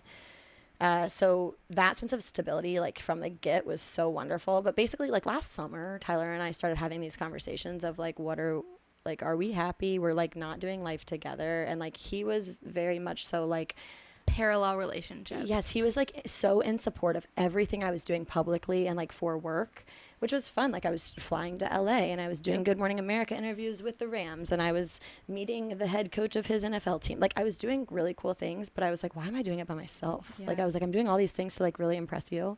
And everybody, that's another like very common question that I saw was like, what was Tyler's genuine feelings towards your influencership? We always saw him in the background, Yeah. and we always saw him. I don't know Tyler. I think I've met him like twice. He's a doll. Quiet, like Yeah. reserved, whatever. Simple man. But sometimes when he would pop up in videos or stories or whatever, he did look a little like he didn't want to be a part of this. So let Was me that tell ever you. true? Okay, no. Tyler was very. He didn't want to be in the like public eye, but he was very in support of what I did for a Okay, living. like he'll hold the camera, but he doesn't You want also to have be to understand, like he met me when I was a blogger. I know. Like he met me as me. So like Yeah. he didn't have like it wasn't like I shifted into this like watch me. Like I was like very transparent, like I don't know what the fuck I'm doing, but come on. Yeah. Let's make videos. Yeah. Yeah. And the part that really, really like made me, what I've realized, Miles, is men don't leave, right? They consider it, like they think about it, but they don't do the leaving. Like the woman is the one that does the leaving. I've been left quite a few times. Have you? Yeah. Okay, with think it children, depends on the with man. children. Yeah. No, that's true. I've pushed actually. Or like they cheat first. That's why they leave. Right. Like if they are leaving, it's because of somebody else. That's the one I've seen it as a pattern. I have not seen one man that leaves like out of the goodness of needing to be divorced. You mean, yeah. Oh, they'll deal with it. They'll deal with it. They swallow it. They just accept it. Or they find someone else that makes leaving Emotionally. easier. Correct. Yes. Yes. I actually I can't think of an example where there's just like a man that's like, hey, look, like this is not No. going well for us. Let's separate. And I think like, that's why no. everybody just assumes infidelity. They're like, Kelsey made this decision to leave. And which is so interesting to me. But I think ultimately I was so sick of hearing, well, You can that confirm looks- there's no infidelity in this. I can confirm there's no I'm infidelity. in sorry. this. What's that mean? Sorry. Nobody cheated on anybody. leading to this I divorce. cannot confirm that there's not new people in the picture as of right now. Sure. But I can confirm nobody cheated on anybody. Okay. How do you know? There was no intention because Tyler's a wonderful human and I didn't cheat. Okay. Okay. How do you know? 'Cause Now, I will tell you you, do. so many of you are matching with him on Bumble, and I'm proud of you, and I'm grateful for you, and I'm rooting for you. However, if you fuck him or my kids, I will. Huh? No, I mean, like, you can fuck them him, up. but, like, don't fuck him up. Why do I keep saying You that? have to keep putting up after fuck because you have now referenced fucking your kids. Yeah, that is insane. You I can, don't know you what's can, going in fact, fuck Tyler Fry. That's not what I said. Don't hurt his Don't feelings. hurt him and don't hurt your kids. Yes. Yeah. Wait. The other thing I was going to say is, the one thing that, like, made me, like, okay, I got to go. Like, Yeah. I have to be the one that makes the decision. It's going to be hard. It's going to suck. And, like, he's not going to understand for just a second, but then he's going to get it. I have all those text messages. Was he but sad? He was so hurt that I had the plan laid out. Like, I was like, this is what I think we should do, and this is how we should do it. And he was like, I just wish you would have told me so you didn't, like, do all of this investigative work by yourself. And was he like, how long have you been thinking about this? Well, so Was no, there some hurt we that came with started that? having the conversation last summer, and then we just coexisted. Like, we Okay. just did life parallel. parallel. Did your kids ever have any like Wait. questions? Wait. Sorry. People kept asking me, and I was like, I've got to go. I've got to leave. They would say, that looks so fun. You look like you're doing so great. But is Tyler happy? Do you think Tyler's actually happy? I hope so. God forbid he's not actually happy. But then I started looking, and I was like, he looks gosh darn miserable. I know. I see it. You don't have Tyler to tell did me. not no. look happy. This was the fall of last Did he ever year. look happy? Like, I Yes. was. Yes. Yes. I think that there were moments, and I'm talking more like I started. the first White House that you had, the small White House yeah, with the the Charleston style. LuLaRoe era. Tyler looked When we were making seemingly happy. $60,000 a year and I was Betty Homemaker, we were both happy, I think. I think it was when our kids grew up and didn't need me near as much, where we were having to, like, do life together again. We were like, what do we talk about? I have not gone on a date with that man. I have not had a one-on-one dinner with that man. I have not. I mean, I lived in a hotel. I lived in a hospital for 120 days. Like, Yeah. we have gone through it. Yeah. And we just, like, didn't need to pour into us because we were pouring into everything else. I think if we would have nourished Yeah. our relationship better, there would have been less, like, animosity and resentment. You had 3 kids back to back to What was back. the resentment though? One of them having medical complexity. Like, 2 of my children almost died. yeah. Yes. Surgeries, hospital stays. Yes. Did Shep have a liver transplant? No, Was that a thing? Okay. I healed his liver naturally, and Duke wants to down my plane, so that's where I'm at. So you've had a lot of stress on a relationship that had no foundation to begin with because you got pregnant within.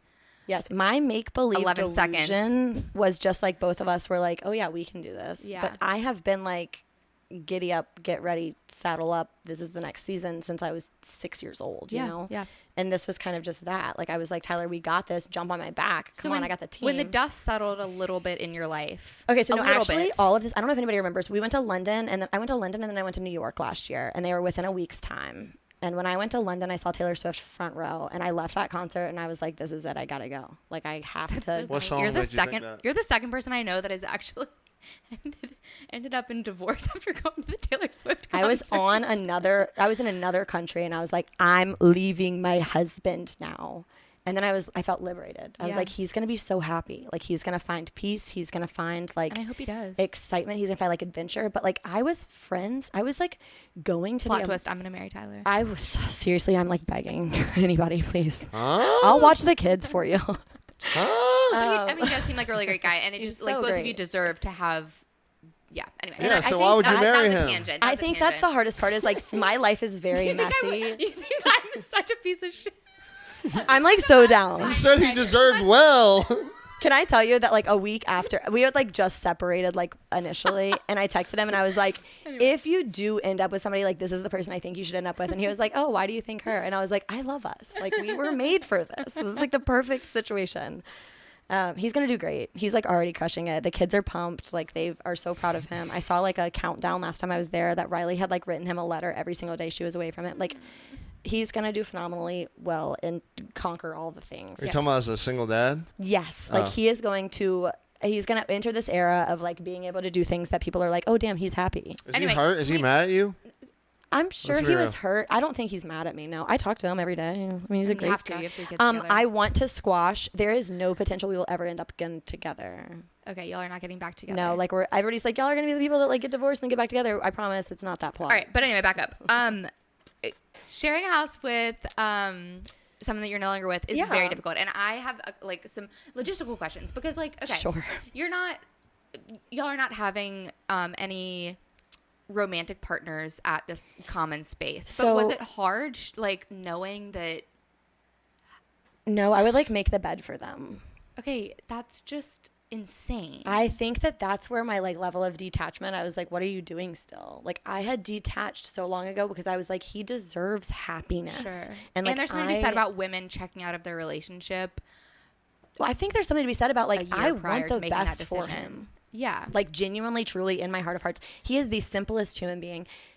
I am the most complicated creature, and he would just like, our friends would be like, Tyler Fry has the strongest neck on the planet because he would just sit there and nod his head and never tell me no. And it got to a point where I was like, I'm a narcissist. Like I'm just taking advantage of it at this point. I'm like, well, hey, your best football team you're obsessed with since you were 8 years old is the Falcons.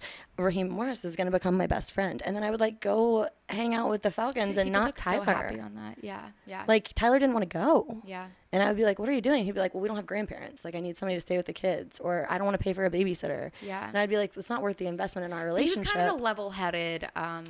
He was like, we were just two opposite ends of the spectrum. Sure. He would like bring a jar of peanut butter to work and eat that for his lunch and never spend $1. I was like the spender of our family. I like made sure that like we had groceries and that our kids had clothes and that they brushed their teeth before school. Like I was very much so like the strict mom. Yeah. And he was very much so like the let's just roll to tomorrow, and I've made sure everything financially is taken care of. But you were making your own money. No, hell yeah, I was making. Did he resent your career though? Is that what you're saying? I wonder if looking back, I think he will resent my career as he's sitting in an office for 40 hours a week and I'm No, as a simple man going to a music festival with my top off. Like he wouldn't want to go to a music festival. Yeah, no, as a simple man. No, and I think also but like you do have a lot of freedom with your career that he does not have. You guys also have to recognize that like when you're posting your life on the internet and you are running around with your top off and you're married like at a music festival, which is the life I've lived my whole life. Like I've always been the person that's just like free and go with the I'm like the naked mom. Like I don't see color. I don't see weight. Like I don't see any of it. I just like exist. Like we are energy that walks around, and I think that's really cool. So I like don't think anything of it. I just like I'm like, okay, I feel good. But I have always given Tyler praise and credit so that people understand the love and respect I have for him. But like he knows who I am without the praise and the credit, right? So like me running around being me, he loved that about me. Like he knew that was me from the get-go. He didn't really want to partake in it.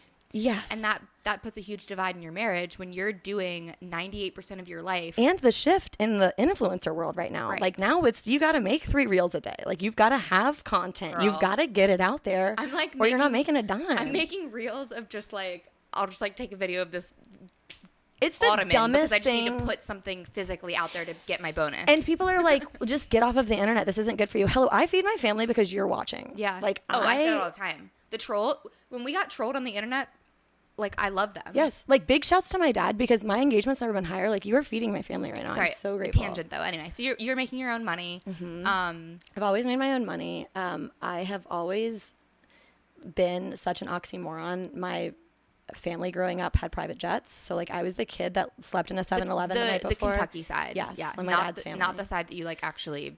Yes. So like I feel like I would showcase this like beautiful picket fence growing up too, but like I wasn't showcasing me sleeping in an unfinished attic or me sleeping in a 7-Eleven or you like would go on these trips to Kentucky and it would be this castle. That was my house. content. Yes. And then I would come home and I would edit the content from the floor with no shoes on of a strip mall that my mom managed. Yeah. Or like wait outside of an ABC store by myself. Like it was not cute at home. You're actually born to be a content creator. So many of these people are like, oh my God, but she grew up with private jets. Yes, I sure did. I was an oxymoron by nature and it's so crazy to me. But I got to see perspective from so many sides, and I think that's so cool. Like as a parent, even like I'm like we really can't judge people. Like we have no idea where they've been. I look like the sweetest little white girl, and I tell you right now, I could tear some shit up. Promise. Oh, listen, I saw you during the Xanax days. So I've never gotten into a fight though, just so we're clear. Okay, but anyway, so I mean, from the outside looking in, and from Miles's guy perspective, Yeah, there let me probably hear. is a huge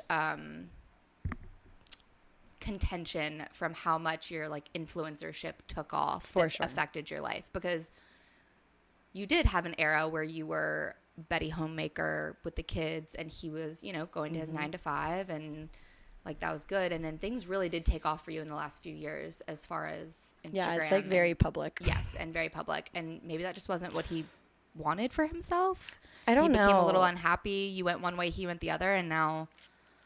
I think ultimately, like, it was just one of those things where we were like, what do we want? And like, you want one thing and I want the other. I was like, I don't even know where you want to go or like who you want to be. Yeah. And he was like, I just want to make it to retirement. And I was like, oh, like everybody's died in my life. Like, I don't want to just live to work and then die. Like, I want to get to bedtime tonight and be like, today was so sick. Yeah. And we just weren't the same in that way. And I didn't. His sister looked at me on Thanksgiving this year and said, well, I don't know if I should say that. Basically, that her parents were arguing when they were growing up, and how her dad never had like big goals, dreams, or ambitions, and how I shouldn't anticipate having that from Tyler. And I stood there and I was like, everything Tyler wants is like a dream for somebody. Like somebody would swoon over this life. a very stable, Not comfortable Kelsey. life. And that is very appealing, especially to someone that comes from such chaos. Yes. But then when you like found your... I was like, I want to do all these things, but I'm scared of the judgment of the person that like I love. Sure. Like, I don't think he's going to support me wanting to go to a music festival with my friend, or wanting me to fly to London for a divorce with a friend, or wanting me to, like, I was doing all of these things that I didn't get to experience. Yeah. Okay, let's shoot down a couple of I can't things. wait. Okay. Do you think that your divorce has been influenced by your friend getting divorced and her wanting, like, showing a fun, like, single life? This will be a good one. I think that my divorce has been a mirror into that divorce. Okay. For context, Miles, she has a very good friend who also is experiencing divorce or is already divorced, whatever. She walked through a divorce 2 years So ago. there are some rumors on the internet that, like, oh, her friend made it look so fun, so now Kelsey's leaving her husband to enjoy, like, One single that you've life. been posting all the reels with? Well, no, that was Gianna, but there's, you can say her name. There's that friend that we're talking about right now is Dylan. Dylan got divorced a couple years ago. I walked through it with her. It was a situation, and she deserved to get divorced. I think at this point, what I'm recognizing is that when you are doing something somebody else is triggered by, and you're walking the same walk, Oh, Kelsey, a lot of people are triggered by everything you it do. is so triggering when you do it differently or less unhinged. And it's a mirror, right? Like, I'm holding it up to a situation that she went through that's different. Right. She commented on, she is my best friend. I love her to pieces. She commented on the Reddit. And you guys before. are not hooking up. That's also another rumor. Okay, so I'm pretty sure her ex-husband started a rumor that You guys are lesbians we had together. an OnlyFans. Oh, okay. I was so, like, little vanilla me was like, I love it here. I would love this plot. Unfortunately, I never got that plot, so So you're not hooking up with Dylan. I wasn't hooking up with Dylan. If I could gaslight myself into a vagina, I really would, but I don't even like my own. So that's where I'm at. I very much am strictly dickly. Can you see my hickeys? Do I gotta cut that out? Here's the other rumor. Are you hooking up with your homeless friend Charlie Brown? That's a good one too, man. No, but you want to know something so really, really stinking cool is last night I was sitting outside with Charlie Brown, and I get a direct message from somebody on Instagram that lives in Wake Forest, which is where I live in North Carolina. And we're going to hopefully make a whole post about it, but there is somebody that is going to get him teeth. which is really, really cool for us. We're going to transform his life. Okay. And Are you exploiting Charlie Brown? maybe. That's He's begging me to. We created these t-shirts like months ago, and he was like, please just let people know who I am and sell the t-shirts so that I can find a home. So like our goal right now is to launch these t-shirts for the homeless in Richmond. In order to be able to pay cash for Charlie Brown to live somewhere for the next 12 to 18 months. That's like our next step. But honestly, currently, Sydney, he lives in Why his is car. there no resource for that? Anyway. I have learned so many things. First of all, like, all these people that are like homeless people have their cell phone on the side of the road. Okay, do you know how many track phones are beneficial for a homeless man? Well, yeah. What do you need from the store, Charlie Brown? Can you just get me a phone card? Hey, can you grab me a new phone? Hey, Also, can you give me a phone? They are why shouldn't stolen someone every deserve single day. Do you know how many times we use our phone? You need to go find the resources because you're homeless. Yeah. How are you going to find the resources, Yeah. Kenley? You're Yeah. going to Google it. I'm literally going to pull up my phone. and The Google it. library doesn't have a free computer you can use anymore. So where are they going to If Google you it? ask me to find a resource right now, I'm pulling out my iPhone. You have no idea how much my mind has been open. Like, yes, Sick Kids is my nonprofit. Like, that's what I own. That's what I do. That's what I will always pour into. But, like, the homeless has always been huge to me.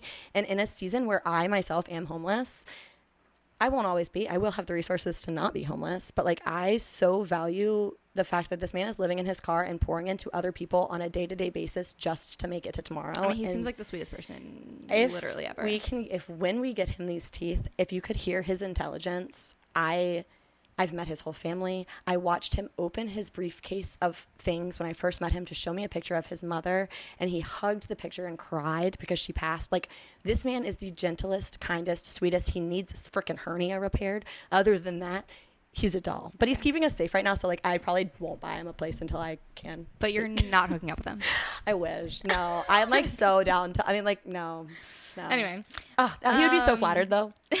No, he thinks he like You're down to hook up with him. Is No, what you're about he's to A lot say? of people think He's looked at me from the very beginning and he's like, I'm going to show you what a real dad's like. And that feels really good. Yeah. Yesterday I was like, I brought Charlie Brown to the hood. And he was like, no, she took me out. And like, that is like, we're changing somebody's life and we're just being kind. Miles and I talked about this on our last episode, having children on social media. Oh, yeah. Like posting our kids on social media. Yeah. You obviously post your kids on social media. I do. Is there any Regret, yes. Okay, yeah. Is there any regret? Has there For been sure. any discrepancy in that with you and Tyler?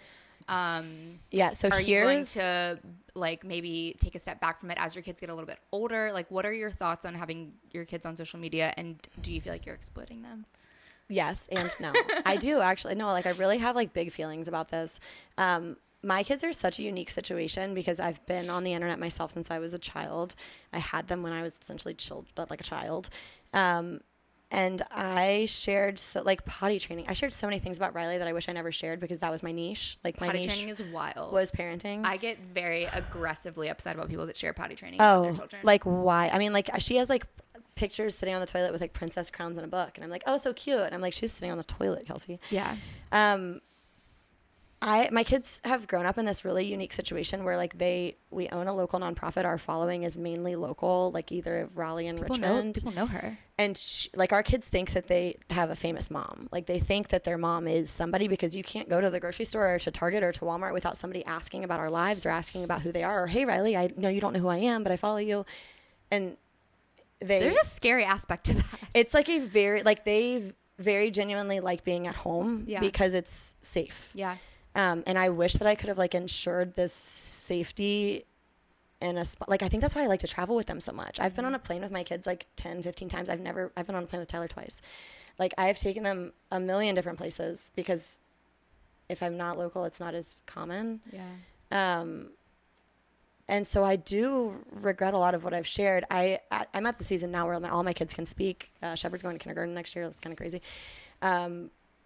And I ask them, but I'm also like I film everything. So like they don't know what gets posted and what doesn't get posted, but I'm extremely intentional about what I share. And so typically before I share something publicly, I will ask Riley. River doesn't like to be shared. Like if the camera's on, he really, I mean, What? yeah. Wait, so that's noticeable. I Riley don't see would River like very to much. be a TikToker, unfortunately, and I hate every second of it. She tells people she wants to be an influencer when she grows up. Like, you regret it because they don't feel comfortable being out because of the attention they get, I wish that they weren't publicly recognized. Yeah. and because they feel a way about it. Yeah. Yeah. And I think one day, like, Riley's going to be a teenage girl, and she's going to search her hashtag of her name, and she's going to be able to see everything that was ever posted of her. And I want her to have that ability. But, like, that's not my story to share. That's somebody else's life. Sure. And have you ever gone home and, like, gone through your childhood photos and imagine them all being online? I mean, I'm kind of boring. So. Yeah, Miles, it doesn't count. Childhood photos, cool. Okay. Teenage years, yeah. if you would put that on the internet, oh my God. Yeah. Or like y'all mom groups, jail, like the messages, like my daughter was doing this today. Okay, you're like publicly posting that in a forum. Sure. Like, please be careful. Okay, for what it's worth, and this is not. Yeah. You can't hurt my feelings. Okay. Kelly. Do you feel like there's a little bit to be said about how much you're sharing right now through this season of your life that your children can see later? Yes. I think everything I've posted has been like extremely intentional for them. Sure. I want them to know how we handle it. From the very get, we have been honest with what's going on. The day that we both started switching, we told the kids, they asked us, did y'all break up? Yeah. And we said yes. Yeah. And this is what we're going to do. And this is how it's going to look. And then Riley called me and she was like, hey, my cousins FaceTimed me today and told me not to tell you, but they told me everything that's gone on. And, I know that you're public on Instagram. I know that people are concerned about your safety. And that's kind of when I was like, my almost 10-year-old is recognizing that people are concerned about me being safe. And her concern most is she wants to know that somebody is there for me, because she's like, when you're gone, she's not there. well, she has Tyler's whole family is with her, but when I'm gone, when it's just me and the kids, like I don't have family there. And so she sees me alone. And I think me sharing what I've shared is to give her perspective, because all of us, Tyler included, we wanted these people that have felt so intentional in our lives for so long. Like these people, we have shared so much that these people do truly think, like, parasocially they are friends with us. Right. And it's weird. I'll meet people and they will like think I know them, and I'm like, you've watched me, like I don't know who you are. Yeah. That is parasocial behavior. That like, is that's not parasocial. okay. I don't feel like I can What relate is that to called? the parasocial behavior. Mm-hmm. I don't feel like I can relate to the level that you are, but I do feel like, especially growing up here in Richmond and now having social media through Richmond, people will be like, oh yeah, like they'll say things about my kids, and I'm like, Yeah. I don't know you. You think that you know me. Yes. Please keep in mind we are not friends. It's a wild experience, like just like subconsciously trying to think about like what this does to my kids. Sure. I have no regrets in where I am right now and what I've done with sharing them, because it's led to opportunities we would never have had. Yep. Like we have done the coolest freaking things because of social media. And like you said, I mean, I can move into an RV with no job, and that's the next season, and travel in a tour bus for as long as I want to because of social media. Where's the intentional at? When did it switch to be intentional with what you're posting for your kids? Probably when they could like communicate with me, right? Like I think Riley was like having real she's the oldest. She was having like real conversations with me about how she felt about social media, and like her brothers were still like hilarious and in diapers and couldn't talk, and I was still filming them, but like I was respecting her. And I think that was like the communication shift was big. and it might just keep shifting. Yeah, for sure. And I want to go back a little bit. How did your kids initially feel when you told them that you and your ex were splitting up? Riley is a big proponent. The boys really are too young. Like they just kind of rolled with it. They weren't really affected. Riley is like the oldest of old souls, and I hate that I have that for her, because I swore I would never have to have a kid that's been through shit, and she has been through so much shit, and she is wise beyond her years. Like her emotional intelligence is terrifying. The kid that people are like, wow, you're wise beyond your years, and you're like, fuck. Like such a Okay. blessing, but like good grief, her therapy like savings plan should start yesterday, because it's so, and we have her in therapy, don't worry. She is incredible, but basically the first time that I left and came back, she looked at me and she was like, I can already tell how much happier you guys are when you return. Yeah. And that was big for me. And then the next time I came We need a back, break. she communicated to me that she wanted it to be longer. Instead of 3 days on, 3 days off, she wanted it to be for a week. She was like, I just feel like I have more time to like soak in with you. And I was like, okay, she's like really thinking about like what this looks like for her and the boys, and that's really special, but like I don't want her to stress. But I think my job is just a weird thing, you know? Like, I took them to an RV park, and I was like, we could live here this summer, like, just for a couple weeks on the water. And Riley was like, we could be outside at your house and on video games at Dad's. Like, it's so perfect. And I was like, that's us. Like, that's it. They get it. Yeah. So we never had, like, breakdown crying. Riley has been very, like, I'm so sick of people asking me how I'm doing. Like, can we just not talk about it? Other than that, like, I think everybody gets it. Like, I think Tyler's family has been wonderful. They get it. I think everybody, once they saw it, they saw it. I just didn't let anybody see it for a second. Yeah. I'm sick of people asking if you are Gonna kill myself. or not even that, but like people are just like, is she okay? Like she doesn't seem okay. And like, I mean, this is so cliche, but like, it's okay to not be okay. Like, you're going through grief, death, divorce, like so many things. But I think that you not handling divorce the way that people want you to doesn't mean that you're doing it poorly. Yeah. I went through divorce. I booked a one-way ticket to Thailand and lost my fucking mind. I would like to do that. Luckily, I didn't have any kids to like have responsibility for. But people were like, oh, like, she's like spiraling. Am I? Or am I just like... No, I think that's been the hardest part for me is like, I know I am so good right now. Like, in this season, I'm so freaking overwhelmed. Like, between moving 3 houses in 3 different towns, that's crazy. What a blessing, but like, what a nightmare. If you've ever moved anything, and then like moving and like not knowing where you're going. So like, I'm just like moving into my car, but like I have 20,000 square feet of houses that I'm unloading right now. What was your question? Do you appreciate people? It wasn't a question. I'm just sick of people asking if you're okay. Do you appreciate that though? They think that you should. No, I am so sick of people saying, I'm so worried about you. How about I'm so proud of you? How about you're doing really, really hard things right now, and the light is at the end of the tunnel. We all see it. You're going to sell some houses, and then you're going to be fine. Once the houses are sold, you're going to be free. I feel like $1 million frickin' bucks in the season. And honestly, I feel like Tyler does as well. I feel like because we kept it private for so long and then just like became public with this information that's like a mic drop. Yeah. People are so stunned, and they're also grieving now. So Tyler and I grieved it forever ago. I was unwell last year. Like, I wanted to call my mom so bad. Silent, like struggling by myself. Nobody knew. My family didn't know. I barely knew. I was and now you're on kind of the other side a little bit of that I feel like experience, and people think you're manic. Yes, I'm manic. I literally asked ChatGPT yesterday. I was with some friends, and I was like, everybody keeps saying I'm manic. Like, what does this behavior look like? And she was like, it means that you look confident and excited for life. And people don't mean it like that. I was like, wait, people are not is this wrong? Yeah. Because I fear I'm manic. Wait. For anybody listening, this is just how Kelsey's been her entire life. I really don't think that this is mania. I had a friend yesterday message me as a friend's older sister, and she was like, you've been this way since you were 11. Are they okay? Yeah. Did Tyler have a lot of friends? Yeah, you know. Do they like you? Yeah, I think so. Oh, I think that's such a great question. I think I'm because a they loss. were such a big part of your... Yeah, like I think that they're gonna miss me. I think, Miles, in my head, I'm like, I truly, genuinely, I don't think it's this season, but I think that at some point, like Tyler's gonna be really happy with somebody, and I'm probably gonna be really happy with somebody, and we're gonna be able to like hang out with his friends still, like we do. Like, you have to also understand, like, 2 of his friends one of them's married with 2 kids right now. I introduced them. One of them's getting married this year. I introduced them. Like, I was pivotal in these people's lives. And you've been a part of their lives for 10 years. And I love them wholeheartedly, just like I love Tyler. Like, I will always... But are any of them upset with you for, like, I have not spoken to any of them. So, yes, everybody is heartbroken. Like, people are so... Heartbroken or mad? Maybe both. And, you know, I think... I'm grateful Tyler gets it. Like, I have, like, a thank you text from Tyler after we, like, actually split up. And he was like, I really think I lost myself. Like, I think you're doing, like, what you're doing right now makes sense. And I'm so grateful for this. Like, thank you.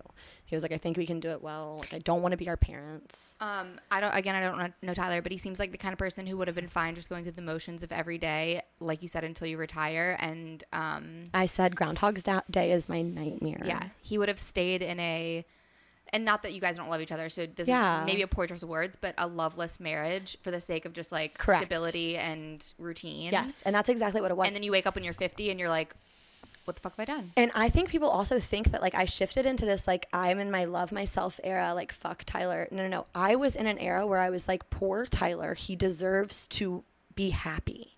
And I am not making him happy. We were teaching each other how to love each other, and we were getting frustrated because we couldn't do it right. And I was like, you deserve this. Like, you deserve somebody to swoon over this life, and it's not me. What did being loved look like to you? Sorry, Miles, I'll let you talk in a second. What did being loved look like to What you? was You I wanted asking him for? to be present in I the like things that you were time doing. spent. Yes. And he didn't want to go do those public things. I want time spent. I want intentionality. I turned 30. I didn't have a birthday card. Like, I wanted the easiest, simplest things, and he was loving me in different ways. Yeah, like, I poured into humans, and I wanted to be poured into. What going forward, if you've thought about it, what is your like type of man that you see yourself? Like, is he going to be do you let's want talk him to about be an dating, Kelsey. influencer, or do No, you? I want him to be so private. I want nobody to know anything about him.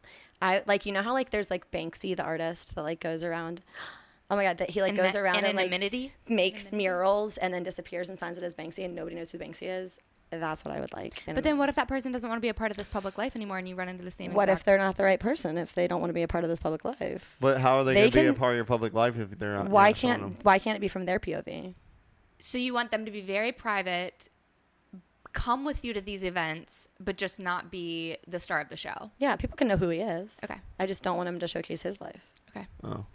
Unless it's from his POV.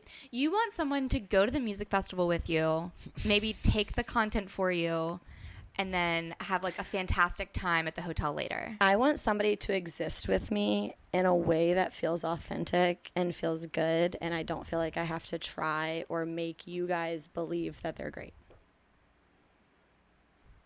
And you felt that way with Tyler. I think I had to prove that I was worthy of Tyler. I don't want to have to also feel like that. prove that I'm worthy for anybody. Did you think you had to prove, or did you think you had to prove, or do you think the people thought you had to prove? I think it was probably both. Like, I don't think I felt worthy of what Tyler was offering me for my life. And I think that's when I was like, financially, I'm going to make this work. I'm going to make social media make money for me, and I'm going to make it so that I can be a breadwinner, so that if, God forbid, he leaves me because I'm not worth him, I can float and stay afloat. That's also something we should talk about, is like, I'm not fucking Tyler financially at all on our divorce. Yeah. And people think that I'm like taking him for all he's worth. I want nothing. Oh yeah, people think you're a gold digger for sure, but people think you've been a gold digger since day one because you like trapped him with this baby, and he had this. I mean, what was the Reddit comment that was like, he comes from this great family, and okay, cool, like From my outside, you are a great person. His parents have been married 3 times each too. Yeah. Anyway, from your outside, I didn't want think your that. outside. I mean, I don't know. I don't know. I don't have much to say. It's like one of those things that like it could have gone either way, right? Like, I could have been probably. I went and saw a psychic.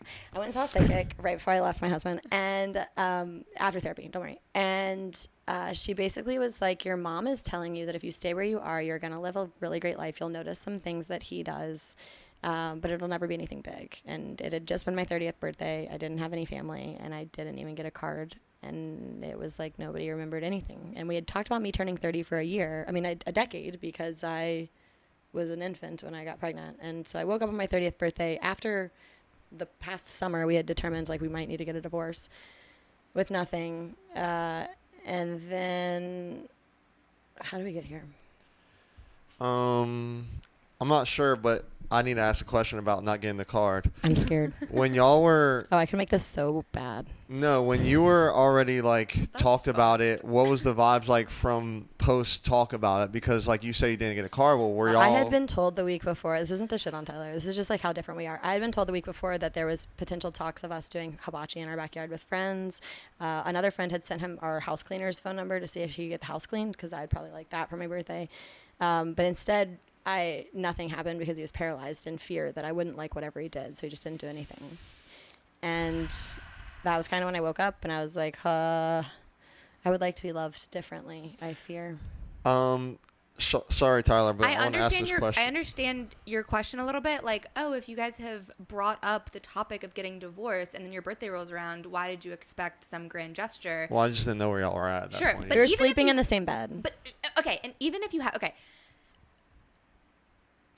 I still like, you have 10 years together with someone. Like, there's love regardless of the romantic or the breakup or whatever. Like, give me a fucking card. Firefight of the Year and I are not on good terms. This is not going to air in time, but like for Mother's Day, like I expect a card.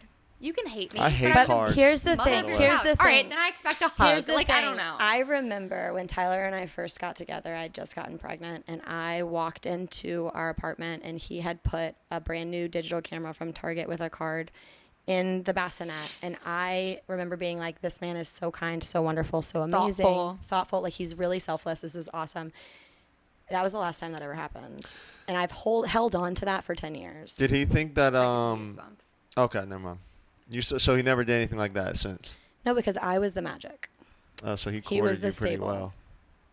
Yeah, for sure. I had flour on my nose and an apron on for a long time. Okay, you said, and again, I feel like you will, and sorry, Tyler, but I don't want to air out his parents, but like, No, they're great. But when you said he said, you don't want to be your parents, like, what was his parents like? So what's funny is his parents were actually divorced and best friends when I met them. So they were on their third marriages and rekindled a friendship in their third marriage, which was really, really cool for us as kids, because like we would have birthday parties or baby showers and they would all come and get along, and it was so fun.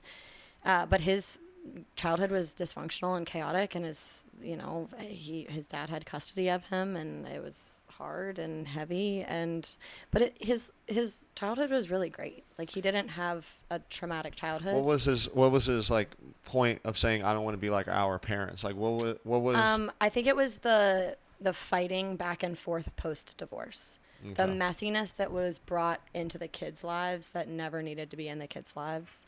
Y'all think that really matters? I don't think Tyler and I are triggered by each other. I think that's interesting too. Like, we hung out once and got pregnant, like there's never been anything that like has been unfaithful or weird. We literally just did life together. But do you Grew up think together. do you think it's a problem, like, seeing your parents argue like that?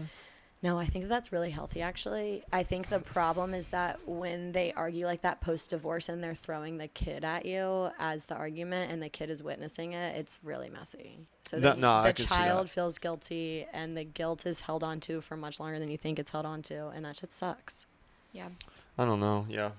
I My think parents it's are very divorced, healthy to so. see your parents I think everybody argue wants... and make up. It's when you're seeing your parents have conflict without a healthy resolution that I it's don't like, know. that's No, not listen, I good. think you are holding on to the we don't want to be like our parents, when the reality is I think all of us want to be a little better than our parents. No, for sure. No, I was just And I hope my curious. kids are better Like, than me. I mean, you Same. told you. I wanted to know like why he was the way he was. That's what I've been thinking about this whole time. My to be honest 9-year-old with you. looks at me all the time, and she has said this for so long, and I hate it. And she'll be like, don't compare your childhood to my childhood. Like, your trauma is not comparable to my trauma. And that is so true. Do you think there's such thing as oversharing to your kids? Yeah, for sure. Do you think you do that? No. Okay. I think my kids have experienced more life than they should have had to experience. My boys really, honestly, like, I don't know what they do. They just kind of like rock 'em, sock 'em, bop 'em. But like Riley is like, I mean, like, she can give you like a full litigation. We walked into a hospital last week, and she was like, this is my emotional support animal, and I'm allowed to bring it in here. And if anybody has any questions, you can ask. And I was like, She does seem very old soul, and Like, I hate that, but I hate it too so much. Like, she is definitely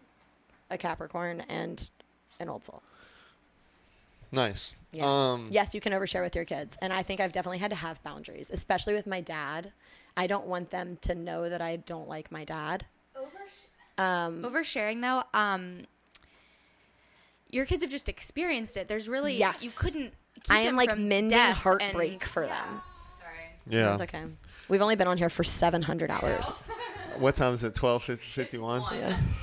Well, we started. It's pushing 2 hours. That's pretty good. I it's not still too have bad. so many things to talk about. So can you come back for I'm an episode begging. too? I'm launching a clothing brand next week. Reddit's having a time with that. What is it called? Because it'll be after you launch it. If you want to. You have a clothing brand, and what's it called? Yeah, it's going to be called Everything's Pretty Butterface. Our designer was the designer for the Richmond Ballet when I was a kid growing up, which is really, really cool. She happens to be my brother's godmother. She shaved her head when my mom first got diagnosed with my mom.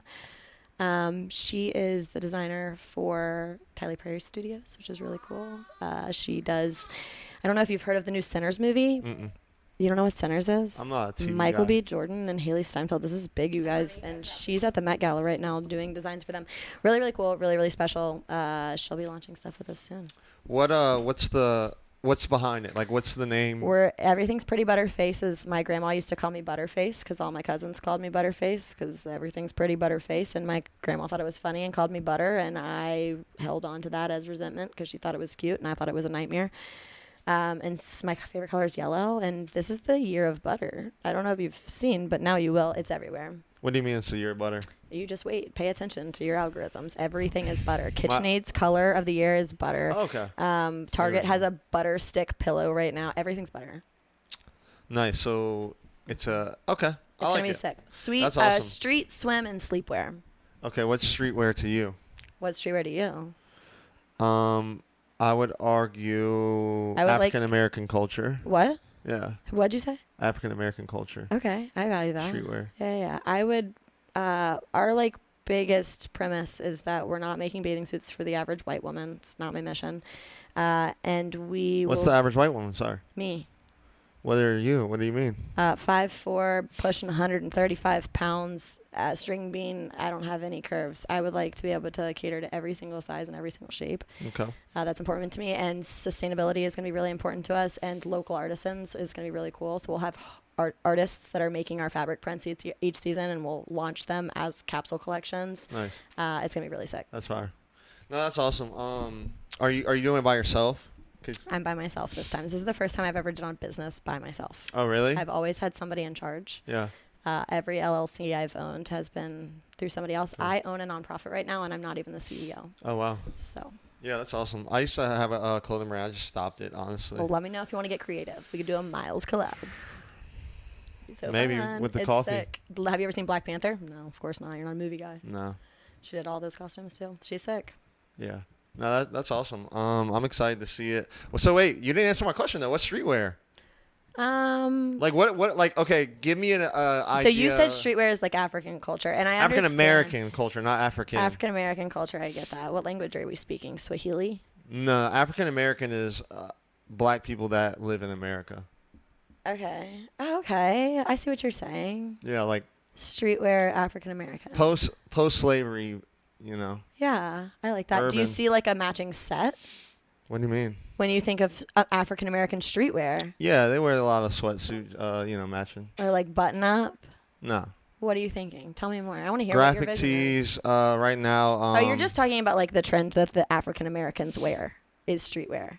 Yeah. Okay, but like Street- I street- can wear streetwear as a white woman. That might also be something that an African American person in America would. No, wear. I'm just saying, like, when I think of streetwear, I'm just saying what I think of it. I'm Yeah. not saying this is the correct. Oh, okay. You're not giving me a definition. Okay. Yeah, like, when I think of streetwear, I Yeah. think of, graphic tees, Okay. like puff. I think branding. risque. I think something that you would wear that you wouldn't wear to a 9-to-5, but you would wear out on the streets is what I envision. So like you're not going to wear it to corporate America, Okay. but it's going to be something you can dress up and take out. Nice. So, like, okay, like, all right. No, I was genuinely, I wasn't like, That's like a great being question. funny. We should I was- ask ChatGPT. Yeah, I was just asking what your version of because my version of streetwear isn't necessarily. Would like you the wear streetwear? risque clothing? Sure. Not too much. What if it was risque in the sense of the design or the pattern? Potentially, but risque and how? What if it said fuck? No. Okay. But I'm Ken Lee can vouch. I'm kind of a slightly a prude. I'm not gonna lie. Wow, I love that. I wore a purity ring, remember? No, I mean when I say a prude, I'm just very like. Obviously, I'm sitting here with a podcast with sunglasses on, right? But like, I like wearing oversized. Like, I don't like wearing fitted clothes to show off my muscles, if you will. Nipples. Yeah, like I don't like tanks in public because I don't want. This is very arrogant, but I don't want the attention. So That's like, not arrogant. I think that's something like awareness. that, yeah. You So can be something aware like without that. being arrogant. But that's awesome. Is it gonna have bad words on it? I don't know. I think I'm just going to have local artists that create the patterns each year. So basically what happens is next week we will meet her here in Richmond. She will give us our first samples. There's dozens of them. I will choose which samples I love, and then I will go wear them in salt water, and I Yeah. will go wear them in chlorine, and I will go wear them and wash them. And hopefully by July 4th, we will launch to you guys with That's awesome. the patterns. Are you gonna be having like do these designers, do they have their own models, or like what kind of, are they just graphic designers, or are they like to do pieces? Yeah, so everything we're doing is marketing and branding will be huge for us. Aloe Yoga does a really good job with this, but basically the product is what we're selling, but we're selling community. which is special for a brand. So we will do, think like we're going to be going to Ironclad in Churchill for a DJ at 8 o'clock in the morning and selling pop-up bathing suits. But the whole thing will be oxymoron themed. So like I want to have ballet dancers out there in bathing suits doing some sort of something. Yeah. It's going to be sick. No, that's awesome. Clothing sweet. I love clothing brands. I don't. It's a headache. It's a headache. It's not a headache, okay? Like it is a headache. I don't want to speak. No, it's awesome and it's very beautiful, and you are very headstrong to see. I feel like you are going to crush it. Like it sounds like you've crushed everything else, and I'm excited to see it. That's awesome. I'm hyped. I'll put you in some. Don't worry. So is it menswear? I got. Yeah, we got men's and kids. Watch out. I need to cop some. It's gonna be fun. I'm telling you. I'll bring you PR. Don't worry. All right, deal. All right, well, Kenley, are you coming back on the pod? Can you bring the baby? I mean, because I don't know. I honestly would like on the second pod if you do come back. I would like to have just casual because honestly, like my thing is like I was very backseat because I'm learning you. And it's not on my place to you weren't voicing strong opinions, right? Like that's where I like do my part. That's why I have the sunglasses on when you voice strong opinions and who you are as a person and your upbringing is completely like you said. Like I could say maybe like some very strong opinions on how I feel about how you handle things, but that's not what you wanted. That's not what we're here for. And so I was very backseat, and hearing your story is interesting and cool. And I would love to talk to you about things where maybe we could, argue about. I would love that so much. Like, uncomfortable conversations is like my thing. Like I don't want to have a surface level. I want you to ask me the nitty gritty because I like in real life too. Yeah, I want to get to know you. I want to get to know like, do I like this energy? Do I want to be around you? I have no idea. No, I mean, I'm the same way. And again, like it's hard because again, like I'm that person that is going to say the things, but when I'm sitting there, like you're telling your life story, I know from hearing you, you're very open and okay with, but it's not right or if there were criticism to be like, well, you did that wrong and that's not really a thing and what but no, that was awesome and I think Kenley might come back eventually. Just put a blanket over her head like Michael Jackson or something and just like. Oh, I forget her face. Yeah, do you need a blanket? You have one? No, I mean we need you to end this out, Oh my God, she's so perfect. Honestly, what do you have to do for the rest of the day? What do you need me to do?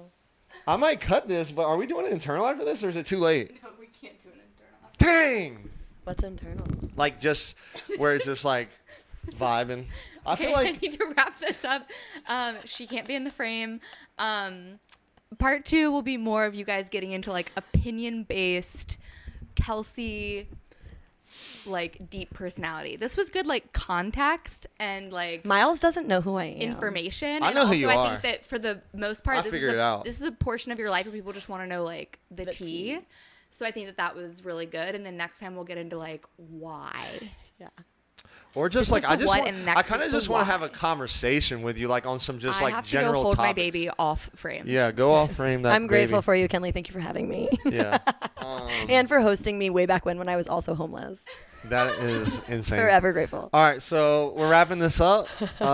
Thank you, Kelsey, No, thank you. for joining us, and it was awesome. And I'm sure that the people will love to hear this tea. This is a trauma dump. We just trauma bonded. Yeah, I'm kind of stressed out. I ain't gonna lie. Hey, y'all have a good one. We'll catch you next episode. Do all the good stuff. Bye. Thanks again, Kelsey. Bye, Kenley. She left. See ya. Bye. Ow. Wait, can you stay seated? You'll have headphones back on. I need to take You'll have content for a year. My brain hurts. Respectfully.